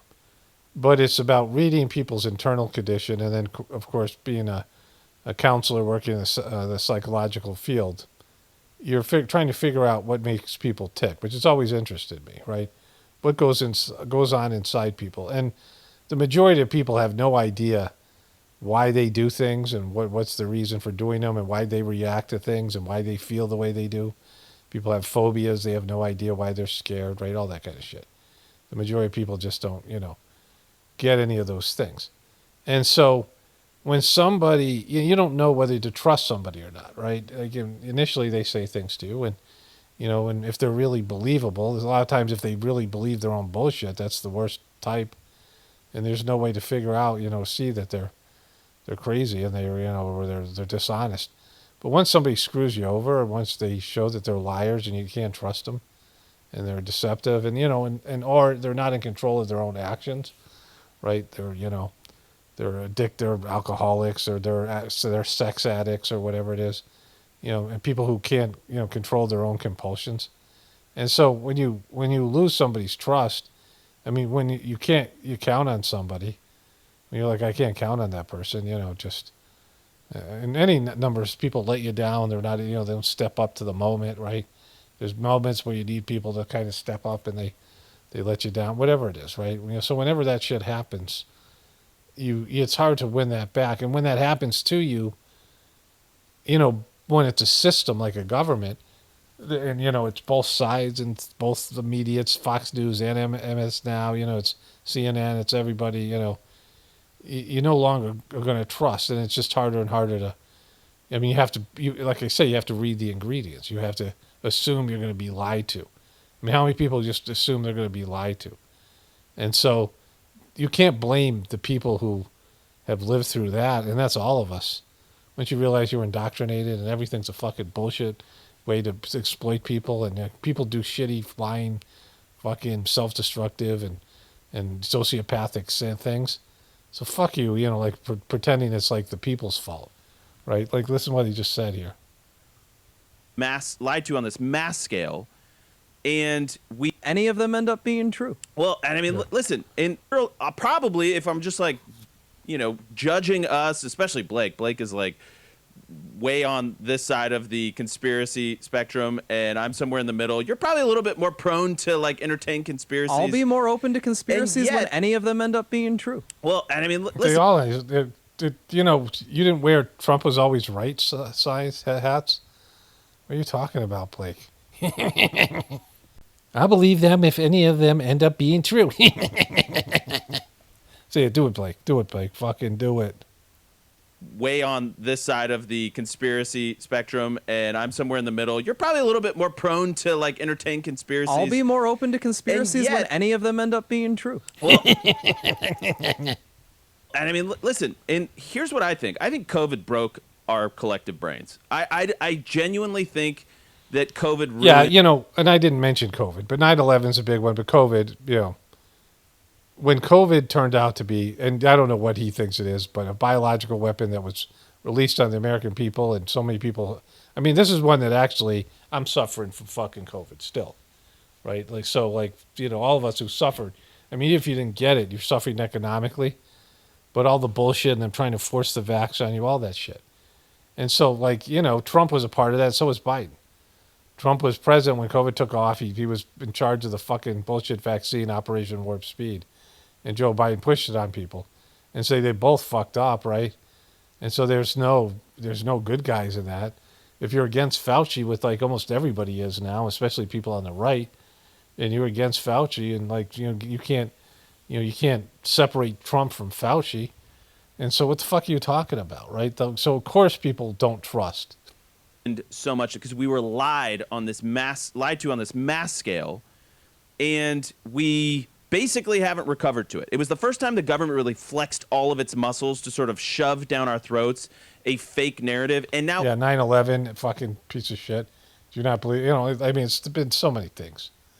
And if you believe in the official story about 9/11, you know that the Iraq War was a complete fucking lie. That those people had nothing to do with it. Saddam Hussein had nothing to do with 9/11. I mean, that's been proven. By real, fucking bullshit mainstream media official story facts. The massive lies of all that shit. The massive lies of the fucking economic collapse of 2008. I mean, there's been, just recently, Watergate. So Jesus Christ. everything's fake to everybody, even when the facts don't line up. And we started the show, Viva, talking about this Lindsay Clancy story, where she even admits that she killed her three kids. Okay, fuck Lindsay Clancy. Let's go to... Apparently online this morning, it's raging. So I'll play it. SOT 30. General Hall. What's in that? What is that? What is that? That's an earpiece. Was that legal? It's not like I'm out there saying big lie. You see how he's touching his earpiece? Yeah. Was he wearing an earpiece? 100%. He was. Wait a minute. 100%. What do you mean he was wearing an Candace earpiece? have it too? Are you ready? Okay, go. That's Candace's earpiece. What does that mean? They gave that earpiece to all of us. So they had it too. No, but wait a minute. Watch what just happened. Yeah. The market believes he had an earpiece of things being fed to us. That was an earpiece that Candace's producers gave Candace, gave him. They hear everything, gave you guys, me. behind the scenes. So Is she going to say that on air? She would easily. I don't think she would have a problem. Yeah. I think she will. I don't think she has a problem with that. But that is their earpiece. So everybody had an earpiece. Everyone had an earpiece because she insisted on the debate being in her studio, and so her staff gave people earpieces. Yeah. All right, so is there anything else here? Let's go. Killed Charlie Kirk and asking for the evidence, or at least walk me through the mindset of why it is that you can think that with I actually evidence. don't have to walk you through why I think. Just watch the show. Yeah, no, that seemed to be the whole pitch. It seemed to be like, hey, just watch the show if you want to know what I think. Well, we were here to hear you defend what you think. And then, the Washington Times put out this headline after that. Candace Owens concedes no direct proof Israel killed Charlie Kirk in debate with Andrew Wilson. Yeah, it's silly to think that there's direct proof of any of that shit. I mean, you don't have any direct proof that Tyler Robinson did it. It's silly to think that that's going to be a situation where you can show direct proof of evidence. Candace is big for over-promising and say, we're so close, we're so close. She's disrespectful to her audience, right? But the fact is that if you look at motive, right? So Charlie Shekels, Israel gave Charlie Shekels $200 million and built him into what he was. And he went to Israel and he was fucking Shabbat Shalom Charlie. And, he had that fucking whatever the fuck his wife is and a bunch of gay dude handlers and pro-Israeli motherfuckers out there. And they were all, and everyone was like kumbaya until Charlie went on campuses and he denied the fucking, the whatever it is, the Palestinian Holocaust, whatever you want to fucking call it, right? He denied all that shit to all these, a grown 35-year-old fucking man. Imagine if an NBA player, like, the height of his abilities, went on college campuses and played normal, not college basketball players, but fucking normal college students in basketball games and dunked all over them and celebrated with these clips. That's what Charlie did. He debated, Charlie was professionally debating, 30-year-old, 25, whatever he was, grown-ass man with, a team of people and, millions of dollars in backing. And he'd debate dumb fucks, college dumb fucks, and then post the videos online about how bad he trashed them. Like, he wasn't a good debater. He was debating fucking, kids who were, who didn't have the capacity and ability. It was a rigged system. That's how Charlie made it. He was a piece of shit, Charlie Shekels. But then, these kids started, the right-wing kids started to turn on Israel too. And people who were against Israel started to show up and fucking own Charlie, like adults, like people who were, whatever they were. And so, like, he realized that to keep the momentum, people were starting to bail on Trump, and, the Epstein thing was just about to go south on Trump, and, Trump was going to invade Iran and was showing he was owned by Israel. And Charlie started to have second thoughts, but he was already owned by Israel, right? And so he brought in Dave Smith and Tucker Carlson, told him to go Max, Megyn Kelly, and was thinking about returning Candace because, he was starting to question Israel. He went on there and he talked about it. That Megyn Kelly thing, saying that you weren't allowed to criticize him, and they were questioning his character. And they brought him up to the Hamptons and they gave him a talking to because he took $200 million of mob money, right? These are murderous, this money for murderers, right? And when you take that kind of money and they own you, you can't turn on them. But Charlie was going to either lose his credibility in his audience or he was going to lose Israel. And then he started to realize all of his staff were turning on him. His wife, they were all giving him a talking to. And they're all trying to, he didn't even run his own fucking show. You could see the guy was getting depressed. And so he got whacked. And, when you take $200 million from the mob, and Israel's way worse than the mob. Governments are legal organized crime. So if you take like fucking $200 million from the Yakuza, right? Or the Russian mafia or one of these things, any of these, or the mafia, and you then turn on them, what do you think happens to them? What happens when they give you $200 million to do a job and you don't do that job, but you do the opposite job and you turn on them? What happens to you? What fucking happens, right? They whack you. So, that's like right there. He was, he turned on his master. And so immediately after his death, Netanyahu, 2 days after his death, we didn't kill him. So that's number one. And number two, who benefited most from his death? I don't know, his cunt wife, who was always an influence chaser. She always wanted to be somebody. She was, the Miss America thing or Miss USA thing and the pageantry, and then, being a model and actress, trying to get on reality TV, and then multiple internet shows. She was always trying CIA things she had. She did stuff for the CIA, all that shit. And she never popped. She could never get herself an audience. And she hooked up with Charlie and this whole fake Christian bullshit thing. And now she's running this company and is, hobnobbing with celebrities and hugging the president, all this shit that she obviously loves. And she's gotten all that money. She's gotten a multi-million-dollar company and all the stuff that's gone with it. So she got fame. She got all of it. Whatever it is that Charlie had, whatever, the company was worth, all these things, she got all of it. And its position and fame and other things. She hit the fucking jackpot for something she wanted, right? So she is the, who, do you think Tyler Robinson got anything out of his death? Do you think the furry community got, that helped them out? No, come on. The people who benefited the most were Israel and Erica Kirk, two most likely suspects. They always look at the spouse. And so, there's no proof, no legitimate proof until the government says there is, right? There have to be some investigation, but there's lots of circumstantial evidence. There's lots of motivation, motives. And so, of course, she wasn't going to bring that. I don't know if she promised that. So that one's there. I know that, as you know, you'll be shocked to hear that there was no evidence there, Viva. Here's another one that I Milk Bar does a great job of this. Complicit. So she has claimed that Erica and Turning Point are complicit for months now in Charlie's assassination. But now I find out it's just complicit in suggesting that Tyler Robinson might be guilty. Cut 27. There is why it is impossible for me to think that Erica Kirk is not complicit somehow. That Tyler Robinson was 100% responsible for the death of Charlie Kirk. Let's just say she believed it with every fiber of her being, believed all the evidence, because she did. She just actually did. Would it then follow that somehow she's complicit? Okay, she's complicit for not going after and finding out the truth. Tyler Robinson didn't do this whole fucking whatever bullshit thing that is. But she becomes complicit because if she loved Charlie, wouldn't she want to get the fucking truth? Wouldn't she be angry? Wouldn't she be like, if Israel did it, or she would want to get to the bottom of it? Why would she fall for the first thing that they give to her? Right? It doesn't make any sense. And just forgive the guy 8 days in when clearly she didn't have any evidence to do so. Oh, this is our guy. She had to trust the people that told her this was her guy 100%. And why would she trust any of these lying piece of shit motherfuckers?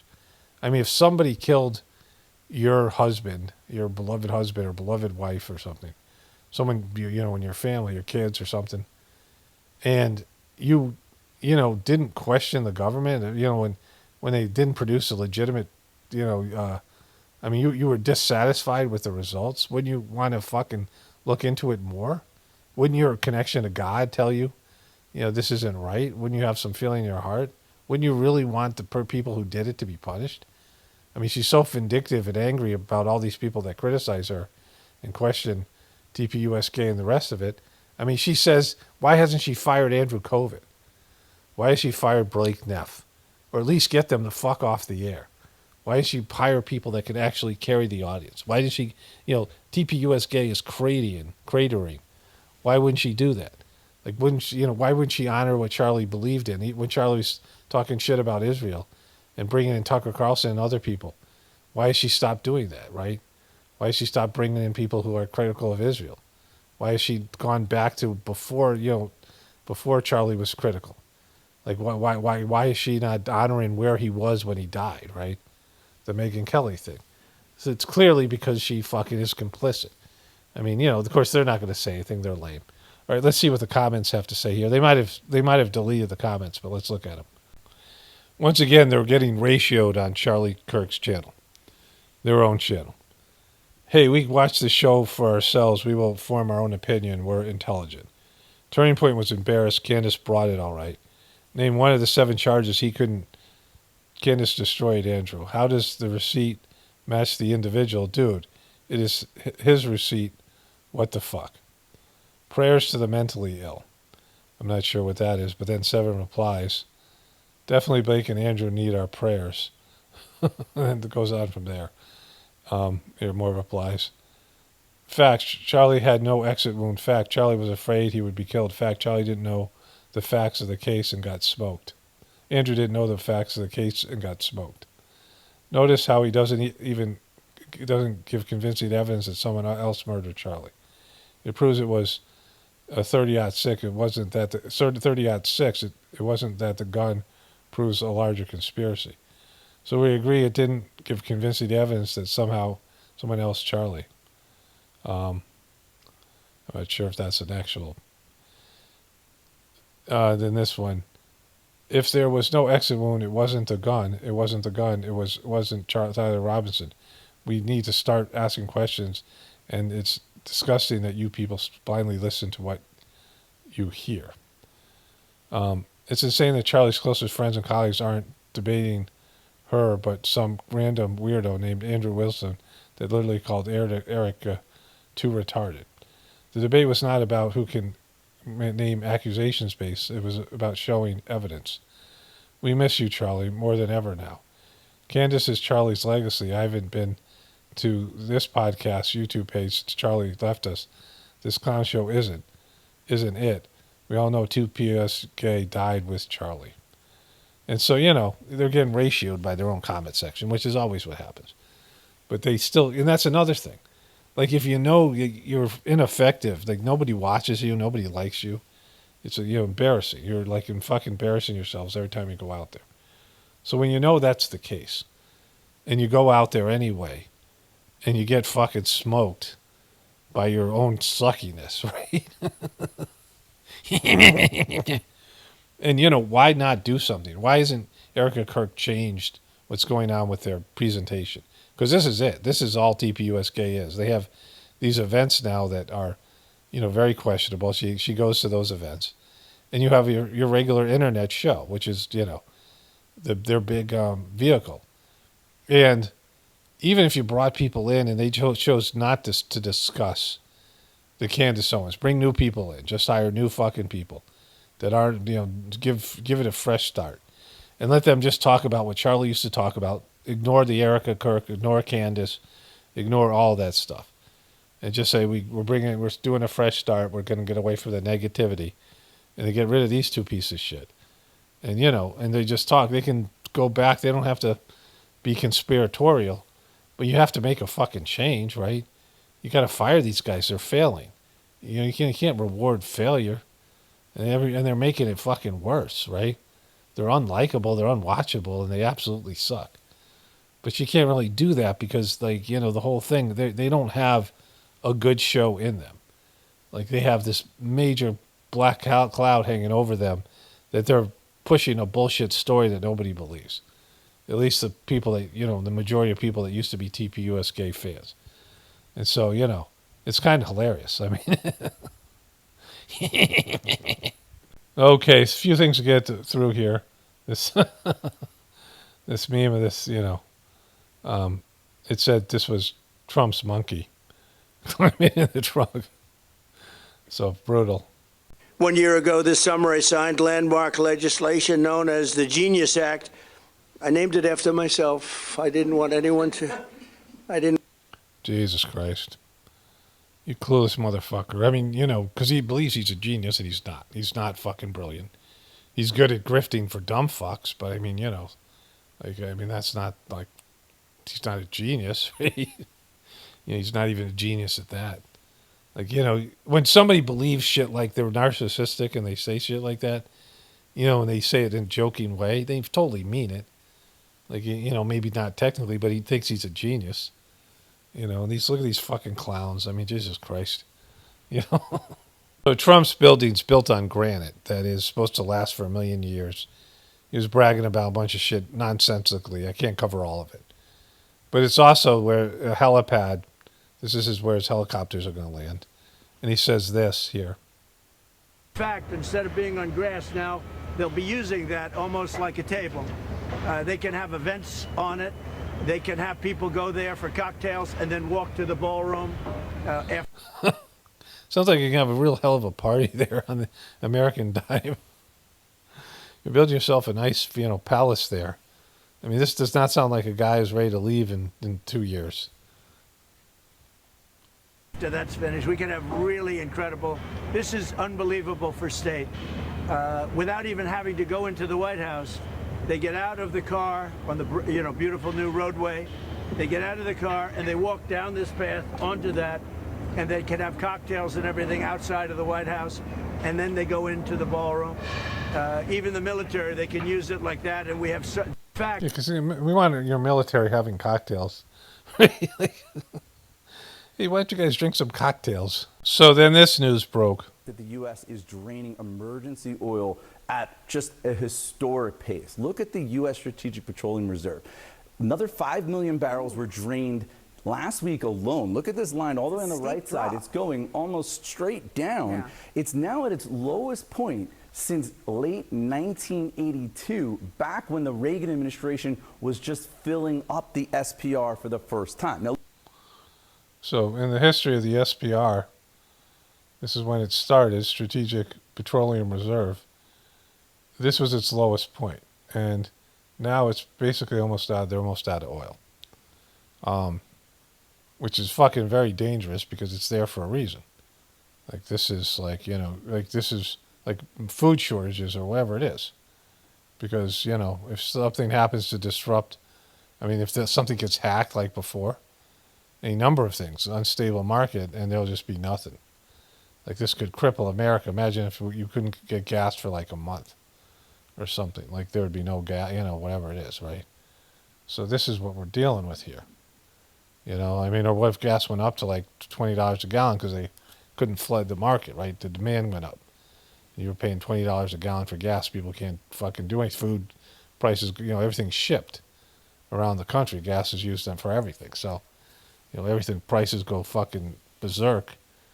And then, I mean, this, even if it's like $10 a gallon, like for everybody, like, so this is where we're headed. I mean, that might happen with or without this, right? So, I mean, like, Trump's mortgaging every aspect of your future. Like, he's put the chips in the middle of the table on some bullshit war with Israel, that Israel pushed him into it, and he knows he's failed. He knows he's lost. They all know they've lost. They just won't admit it. This Fox News lady with her crazy ass eyes, she's even reported on this. Edward Lawrence is tracking that for us live from the White House. Edward? Yeah, the U.S. is releasing its part of the International Energy Agency's actions to offset the global supply disruption from the Strait of Hormuz. Now, there are a few more releases the U.S. can make under this plan, but right now the SPR sits at the lowest level since Hall & Oates' Maneater topped the Billboard music charts. Now, the energy sector Jesus Christ is concerned but blames the Biden administration for draining the reserves for political reasons. No, this is because the Strait of Hormuz. This is Fox News trying to put a spin on this, trying to, promote the White House spin. But everyone knows it's Strait of Hormuz, right? It's a bullshit Israeli war. So this guy.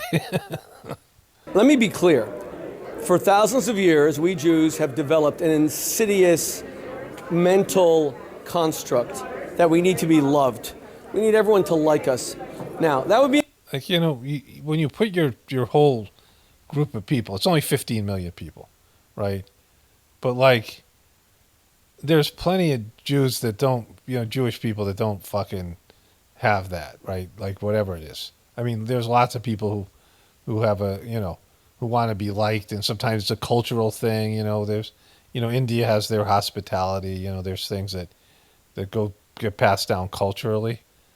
But I mean, it's just a weird thing for him to start. He's just a weird fuck. Nice. Machiavelli said 500 years to be loved. We need everyone to like us. Now, that would be nice. Machiavelli said 500 years ago in Florence that you should want to be loved and feared. But if you have to choose, and October 7th has forced us to choose, then you need to choose being feared over being loved. So you have to choose being feared over being loved. So how are you going to make Americans fear you? Right? Like, this is what we're talking about. We're not talking about people in the Middle East, because you already, demolished fucking the Palestinian people, right? And then, you're getting America to fight your war for Iran.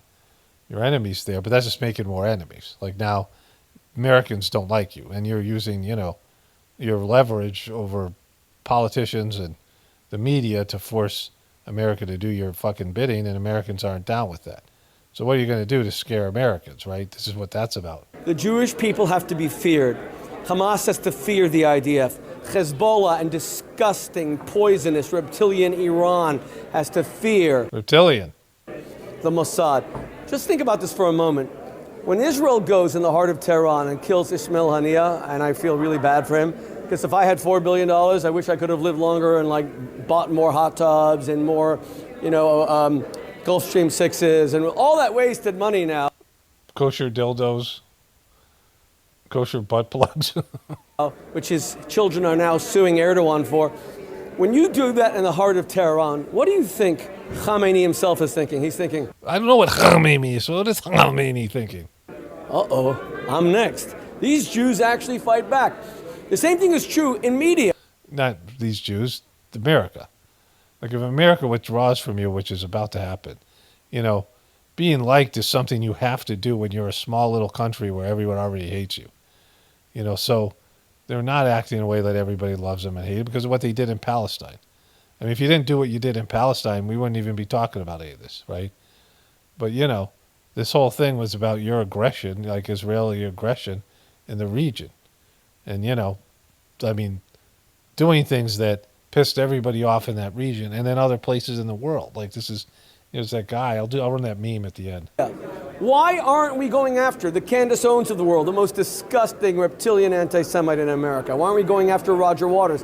Why aren't we going after Roger Waters from Pink Floyd? Why aren't you going after them? Like, in what way are you not going after them? Tucker Carlson? President Trump, who spoke here at the IAC the other day, is the So you want to silence these people, American citizens, with the right for freedom of speech? You want to, what way you want to go after them? The same way you went after the people in Toronto. Are you going after them to murder them? Right? Is that what you're talking about? You're so likable, right? Like most pro-Israel president in American history. What the heck is he doing with Tucker Carlson in his ear? Tucker Carlson's a Holocaust denier. Tucker Carlson just had a historian on, 42 million people watched it, who said the Holocaust, you know, he's not a Holocaust denier. He admits that 6 million Jews died, but it wasn't a program of genocide. They were like prisoners of war. They died of disease. Cut the crap and stop desecrating the memory of our 6 million. And our 6 million. No American president, whether it's Biden or George Bush or greatest president for Israel, Trump, should be having people like that. And we have to go after the Tucker Carlsons of this world. I am tired of being a scared Jew. I am tired of quaking and shivering and trembling before our enemies. We are going to bring the fight to our enemies. Okay, in what way are you going to go after Tucker Carlson or Candace Owens? Like what way? What way are you going to do that? And all the Americans now, this generation of young people, who by going after Americans, you're going to make it worse. Like you're making it worse with your social media campaign. Everything that you're doing is now to make you disliked. So the only thing you can do is say to Americans, "We own you," and shut the fuck up, goy. We own you, goy, slaves. Shut up the fuck up, and we're going to get out. You know, I mean, in some way that you're going to go after every person that criticizes you in some fucking way. You know, in what way? What weapons do you have at your disposal to go after American fucking citizens? Our time in this country could come to an end as well. Jews have been kicked out of every country we've ever lived, and it's never been our own fault. Well, that sounds like it'd be a little bit your fault, right? Okay, so I already started to make a voiceover for in the post-Candace thing, I guess it was, or something that I was talking about earlier. And I'll paste that at the end of this. But I want to continue with this Rabbi Shmuley thing. Just a few things. So this guy's the other guy, the meme, who said that the Jews have been kicked out of all these countries. You know, he's admitting something that's been around and talked about, that all these, you know, historically this has been a problem. And, you know, you might blame some of it on people blaming Jewish people for killing Jesus or, you know, whatever things. But not every country was Christian. In fact, many of them weren't. And this has happened over and over again. And so, you know, Shmuley's saying that it's unlikable, you know, that they really want to be loved. That doesn't really track, right, based in his history. You know, I talk about this. Maybe I talk about this here, about the Old Testament. I think I do. I think I'm going to get into the Old Testament here in a second. So I'm not going to talk about that part. But the other part is, like, you know, different groups of people have trouble getting along. Some groups of people don't get along with any other group of people. Some groups of people get along with other groups of people, but there's one specific group they don't get along with, you know, demographically. And you have things that are just regional and territorial. But, you know, what Shmuley's talking about here is he's saying that they're not going after Candace Owens and Tucker Carlson. Now, Tucker Carlson, Candace Owens, and all these people that have criticized Israel feel like, and there's, you know, and they're not lying, that they are being targeted by the mainstream media, which is owned by, you know, pro-Israeli, either Jewish people or pro-Israeli, you know, bodies of whatever it might be. I mean, the mainstream media. Then they have their own shills. They have people out there, paid shills that are out there just fucking going after people all the time. And then, then there's any other things that they are doing aside from that, maybe personal threats. I mean, maybe, whatever else they're receiving. So all these, semi-famous people who are criticizing Israel have, in their experience, been targeted by a lot of different powerful organizations, maybe even the Trump administration to some extent, right? And so if Shmuley's talking about going after them more, then that would almost have to mean a death threat, right? Or some kind of physical intimidation, whatever, having them being audited or, targeted by the government. I mean, what else is there, right? I mean, certainly, Netanyahu came out and said that he was glad to see that pro-Israeli Israeli billionaires or Jewish billionaires were buying TikTok, right? So there's that. Like, that's something, because they're using that to, and they already own all this other media, Hollywood. They have a lot of power within the government. And then there's people out there in the government who are people like Fetterman and all these other people that are criticizing everybody who criticizes Israel. Every American who has the right to criticize a foreign country. Americans are criticizing foreign countries all the time. Trump is doing it.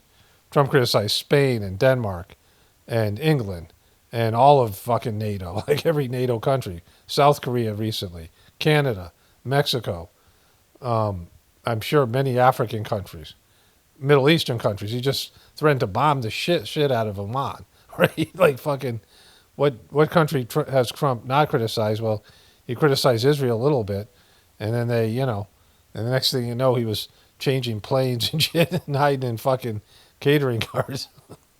The moment he started to, make a deal with Iran. I mean, so, this is the reality of the situation. What's the one country you can't criticize?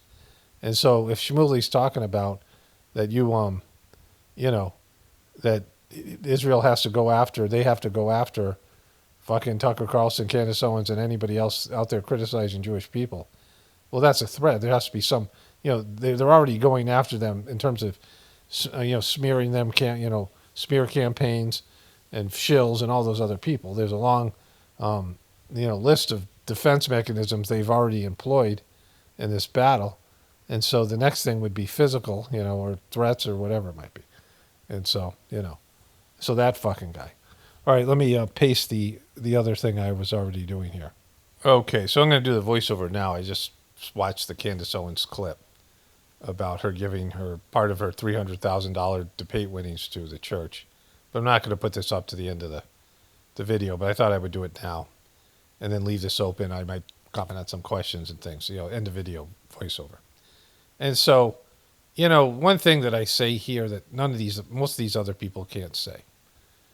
People will say all religion sucks, or they attribute that, they read some bullshit in the Bible about God and they make fun of it, like Penn and Teller, that one guy, Penn, who's a, very flagrant atheist. And, Bill Maher's another one who, but he loves Israel, like fucking, in a weird way. And he always talks about how Muslims' religion's worse than the rest. But, there are all three of these religions, especially in terms of the Old Testament, which is Christians and Jews, it's the religions are shitty and they don't represent God. I say this all the time, and it should be said. Like, when it's, nobody can really fucking debate the bullshit that's in the Bible. And that God is presented as an angry, evil, maniacal king who's jealous, who's envious, who's wrathful, who's petty, butthurt all the time, punishing people, demanding child and animal sacrifices, like all the worst human things God is not only like implicit with, but telling them to fucking do it. Telling the Jews to go kill people, foreskin, telling people to mutilate their male children within the 8 days or they'll kill them. That God will kill fucking Moses after all that Moses has done as a servant to God.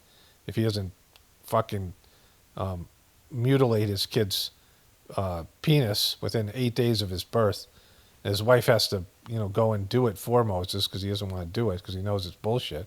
Because God, why would God be obsessed with foreskins? Any number of things. it's not about God. So they are not worshiping God.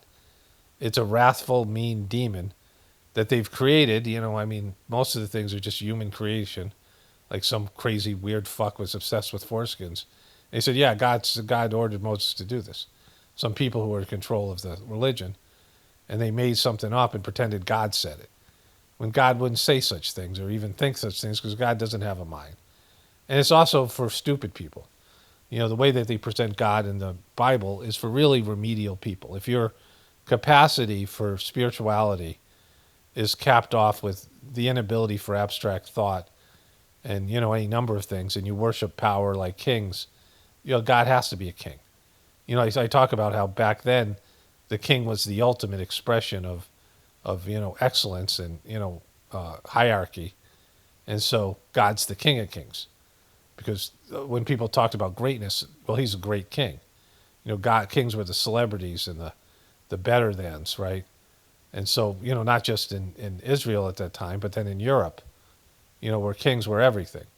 Oh, he's the king of kings? He must be really great. He must be really powerful. I'm not going to fuck with him. He's the king of kings. And then all the other bullshit. And so the way they define God, they're talking about a demon and not God. And that's, no one else will say that, right?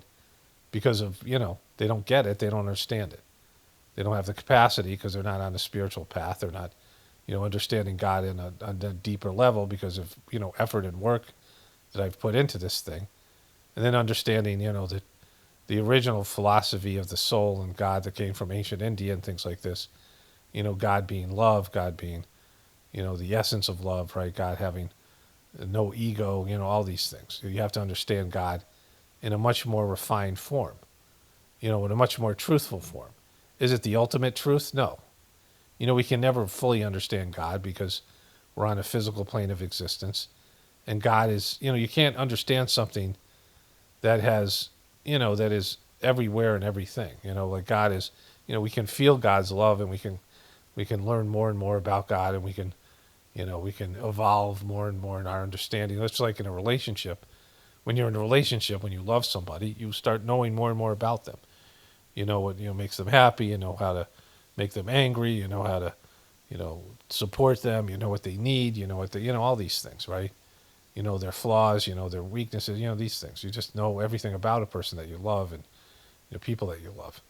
And so the same thing with God. And so people who are lovers of God, then they have a bigger, much more deeper understanding of God. But the reality of the thing is that these religions, especially Christianity and Judaism, have a very negative interpretation of God, at least, in terms of the Old Testament. And the Muslim people have their own stuff as well. And that's why there's a lot of violence, a lot of blood, a lot of, immature passion, because their religions suck. It isn't about the people. It's a bad system. And the way that they think about God, the way you think about divinity, affects you as a person, right? If you have an angry, psychological, sociopathic demon like God, well, that's going to fuck you up, right? That's going to fuck everything up. And so, there's all this twisted darkness in these religions. The Catholic Church is a big part of that, and Candace Owens wanting to donate money to that pedo organization that's a demon, there's all this stuff is demon worship. It's like, it's just fucked, right? They have enough money, Candace, right? You take your earnings and, you'd be better just fucking burning it than giving it to the Catholic Church so they can inflict more damage. Anyways, I'll come back and add more to this later. Okay, so I want to get to some comments quick. I got to make dinner here. But there was a video where I made, how much time have you wasted on nonsensical bullshit? Should have been a question mark there, but it's a rhetorical question, but some people chose to answer it. And I'm glad they did. One answer is pretty funny. The first person said, so the answer to that question in the title, most of my life. But then there's another one above it where the person says, I've spent 90% of my time on social media, gaming, booze, drugs, porn, you name it. The remaining 10% of my time I've squandered. Not the kind of viewer I'm looking for, but very funny. Like, that's a very funny comment. So there was a bunch of comments. I went after somebody, or I went in on somebody who said, get to the point. And now there have been many videos. So I didn't look at comments for 2 days, I guess. For like maybe yesterday and today, maybe the day before, I don't know. There were a lot of comments. Anyways, there was about 6 of them that in one way or another were saying get to the point. I'm not going to read the full long one, but one person said, this video came across my YouTube feed, so I clicked on it because of the picture that describes the video, thinking it will be interesting. Like, that's not how a person talks.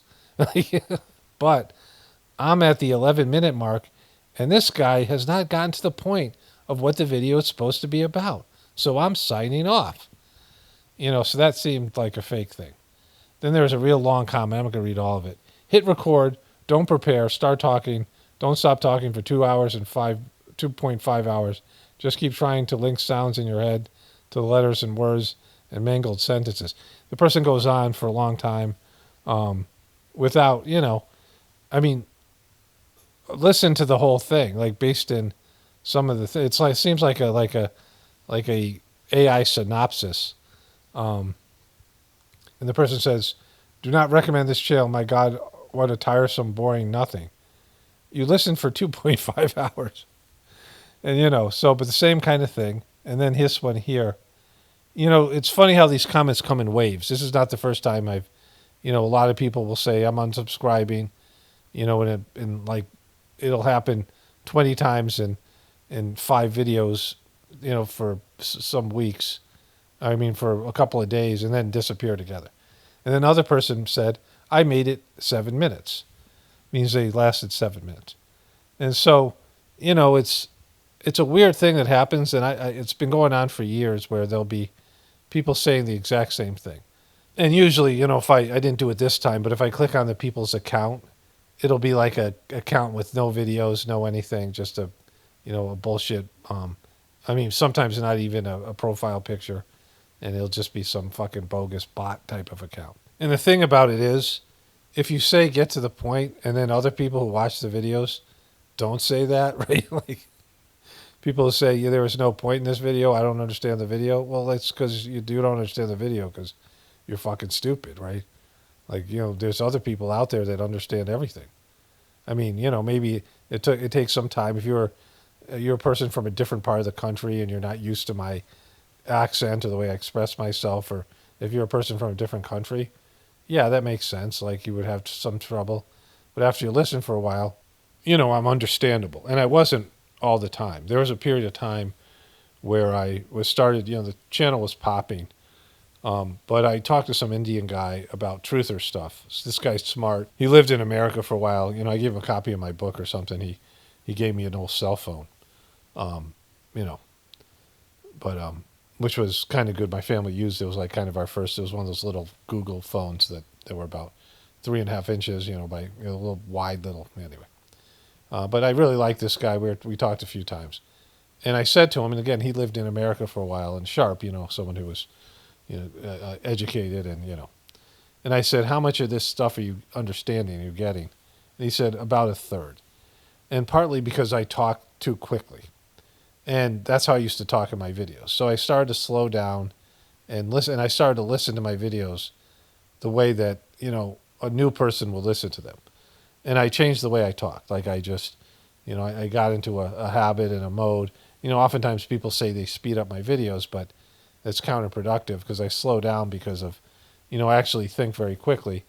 And I would jump around a lot more than I wouldn't complete, thoughts and things like, and I wouldn't get back to things. Like, now if I go off on a little bit of a tangent or I think about something else, I make sure I come back around to what I was saying before.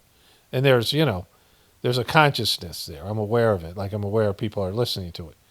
Like, I'm talking and I have an awareness that people are listening to what I'm saying. And so I have to, in the future, like, it's not me just, talking because I want to talk. There's a Sajmarg teaching about how you should be listening when you're talking. And that means you're receiving energetic feedback and you're reading people's body language and you can feel their energy and you can kind of tell when people get what you're saying. I mean, that when you look at somebody and they're puzzled and then you go, all right, I need to explain this more.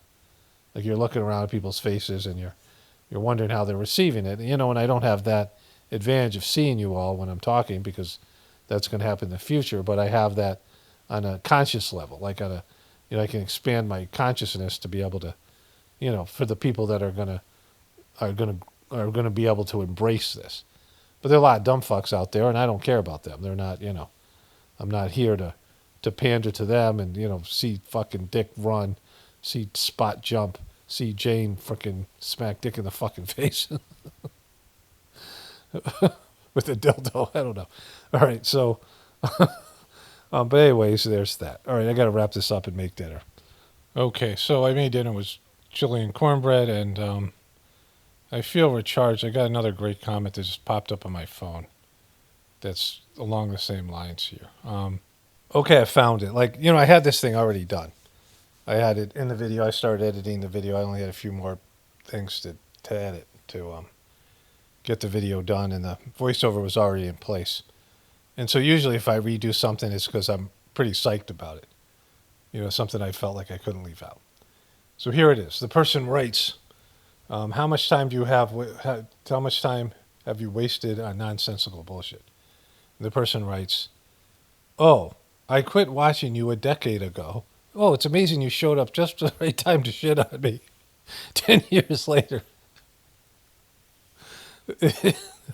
It's convenient when all these other people are tired of me not getting to the point that you shut up. What's your complaint, decade-old video guy that found me again a decade later? Just to come back and shit on me again with some bullshit name on some account that here, let me click on the account here, that has zero content, joined in 2024. There's nothing there, just the name, no photo, no anything, no channel at all, just a fucking burner account. I quit watching you a decade ago. You're just another zealot bigot, and creepy too. Do you think I got better? Did you think I got less of a zealot bigot, and I'm not as creepy as I was 10 years ago? But here's my favorite part. I'm going to reread the whole comment. I quit watching you a decade ago. You're just another zealot bigot and creepy too. I just thank my stars you're not my dad.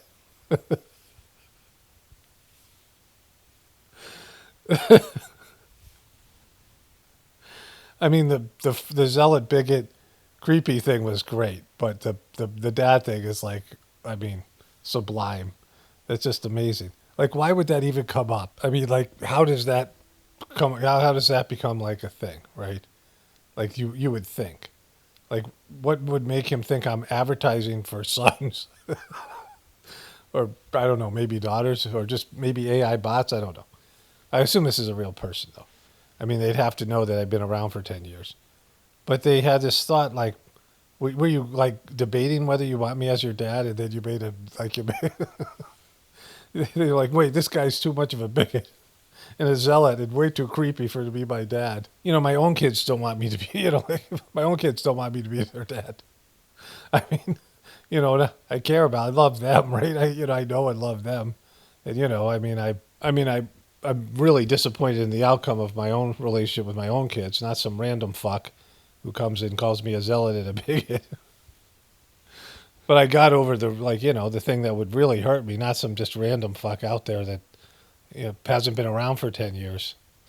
You're a zealot, you're a fucking zealot, and you're a bigot, and I never want you to be my dad. Right? You guys, you think I want to take on more kids? You think I'm looking to adopt? After the disastrous experience I had with my own kids and my own family, the disappointment and the fucking lack of return on my investment and time and energy I put into my own fucked up family, you think I want to take on some whiny little bitch like who shows up 10 years later? I mean, according to you, like, you haven't been here for 10 years. Probably didn't like me before. It isn't like you just, I haven't watched you for 10 years. Well, you left for a reason, but probably a good one for both of us. I think it's mutual. I'm very happy you left and have been gone away for 10 years. I haven't missed you. Didn't even know you existed, right? You show back up and you're upset. And first of all, I don't know where the bigot thing comes from. That's just you not understanding. but I'm not a zealot. Like, it's silly because I don't really believe in anything. I believe in the Sajmark meditation, but with this, the system's gone. Not the system's gone, but the organization's gone. And I mean, maybe the person hasn't heard that or whatever it is. I believe in it because it works. It's the only thing I believe in, but I don't have like zealot energy. Like, I'm not, even at the peak of my, when I was at the beginning of my practice and I was just, everything was perfect. I didn't have issues with other people in the mission. I didn't have the shitty marriage and the stress and all the drama and all the bullshit that would later come about. I mean, all the things I've described in the Journey series and dealing with the other people and all this stuff. Like, being in an organization is tough. But even when I was at my peak, most enthusiasm, I was just so happy, so psyched, going to gatherings, like just everything was bliss. But cleaning is tough. Like, it's not like the Sajmark meditation doesn't come with like a price. I mean, going through illnesses, going through all the kind of things that are part of the spiritual cleaning process is fucking rough. I mean, all those things. But, I had friends in the mission, and we would joke around. We would sit there listening to talks, and, women would like be talking about the master of the system, and they would get to a point, and me and my buddy would call it and that's when I knew I loved him. Like, and we would look at each other. Me and my brother and I would go to group meditation. My brother would try to make me laugh. Like, sometimes I'd try to make him laugh. After the meditation was over, when there's reading. Like, I've never been a joiner. I've always been an outsider, someone who sits in the back of the classroom. So I don't have that kind of energy. Like, you could call me any number of other names that would fit. Like, I'm far from perfect, but zealot and bigot aren't two of them. And it's, in terms of being creepy, I don't want to interact with people. Like, I don't seek people out, so I'm not trying to do creepy things because I don't, in most cases, I want to get away from people at all costs. So if being by myself and having no one around makes me creepy, right? Creepy people are desperately looking for attention, right? Creepy people are looking for things from other people, spying on them, doing shit like that. And I'm none of those things. And so, like I said, you could come up with real shit to criticize me. But the reality is the person thought they would hurt my feelings by saying that they don't want me to be their father.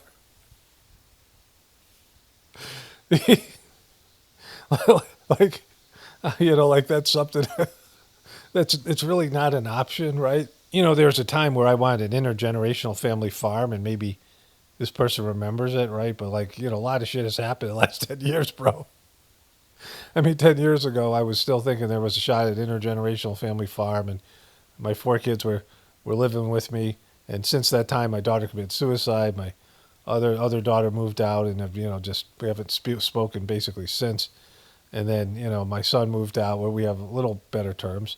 And my oldest son, we haven't talked in years, and he's, mad at me for a variety of reasons that I don't particularly agree with, but that is whatever it is. But, my whole family fell apart, and I got news that I can't even talk about, like things that just were just almost like crushingly bad news. I mean, just so much worse than I thought. And then, of course, my ex. So, 10 years ago, my kids and I were returning from India. And, again, like that's if like we believe this person's actually being honest about being away from 10 years or whatever. But that is whatever it is. But I went from like where we were going to have an intergenerational family farm, and my kids were going to build houses, and there's going to be a family support system, shared land, they'd get married and kids and grandkids, all that shit. And that blew up so fucking disastrously in India. I mean, it was shitty for years, and, my ex, I've talked about this before.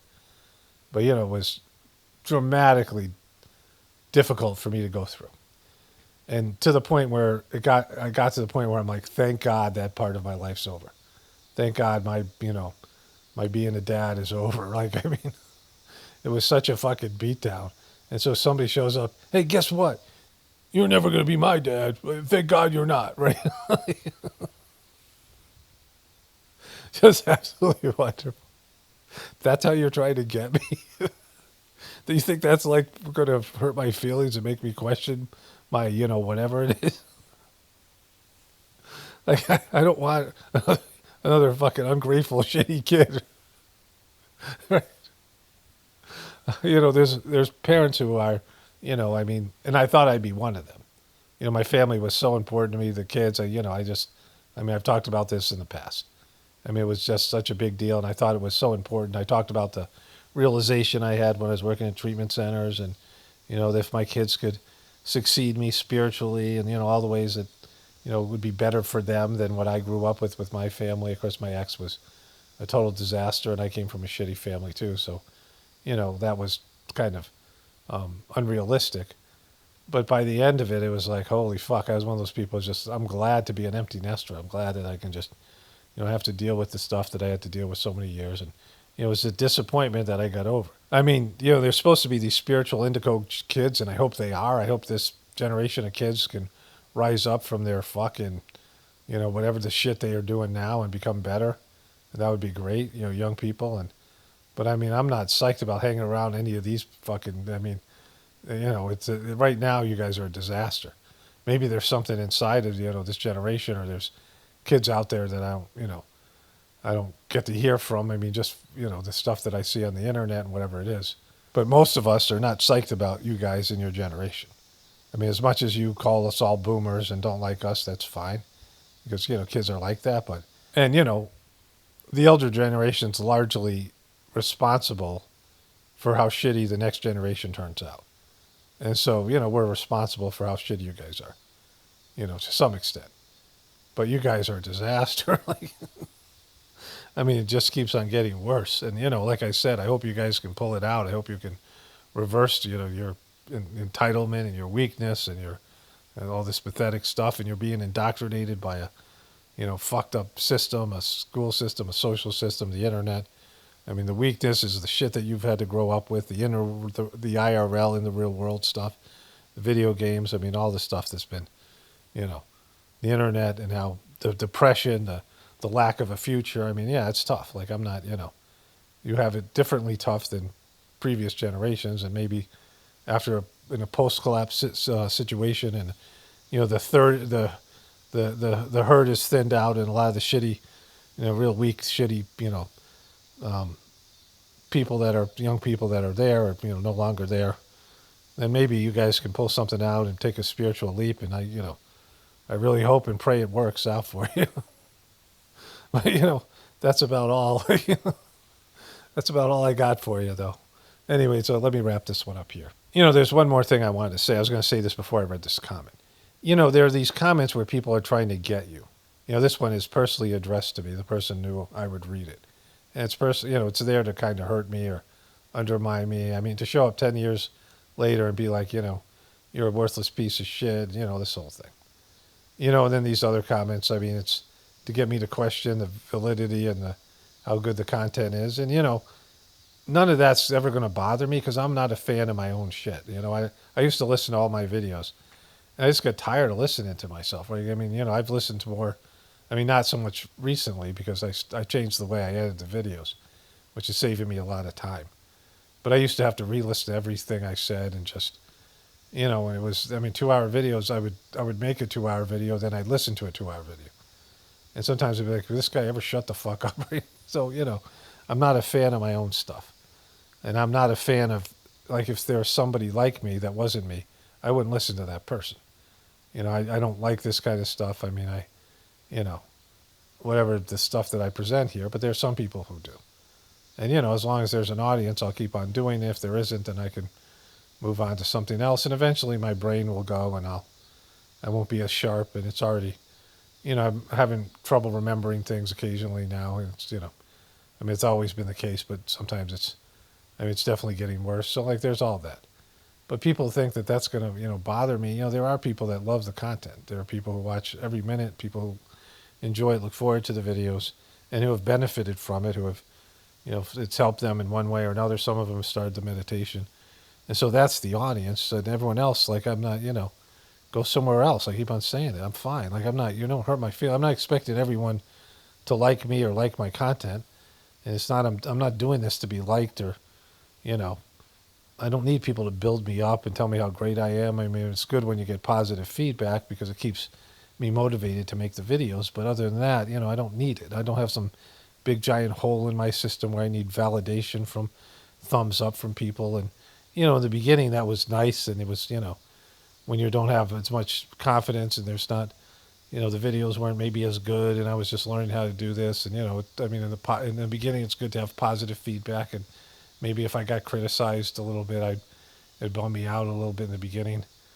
But somewhere along the line, I just don't care anymore, and it doesn't affect me in my job. You know, I wholeheartedly believe I'm doing this for a reason, and it has value, and, you know, I'll keep on doing it until it doesn't. You know, I feel like I've been ordered to God to do this, and at some point God will say, stop, that's enough, and I'll be done. And then there'll be, you know, whatever. It's just something that I used to do. Anyways, let me wrap this one up here. Only spirituality will save this world, as Paul Romano definitely pointed for the apocalypse. And the ascension, everyone have a blessed day, and be grateful.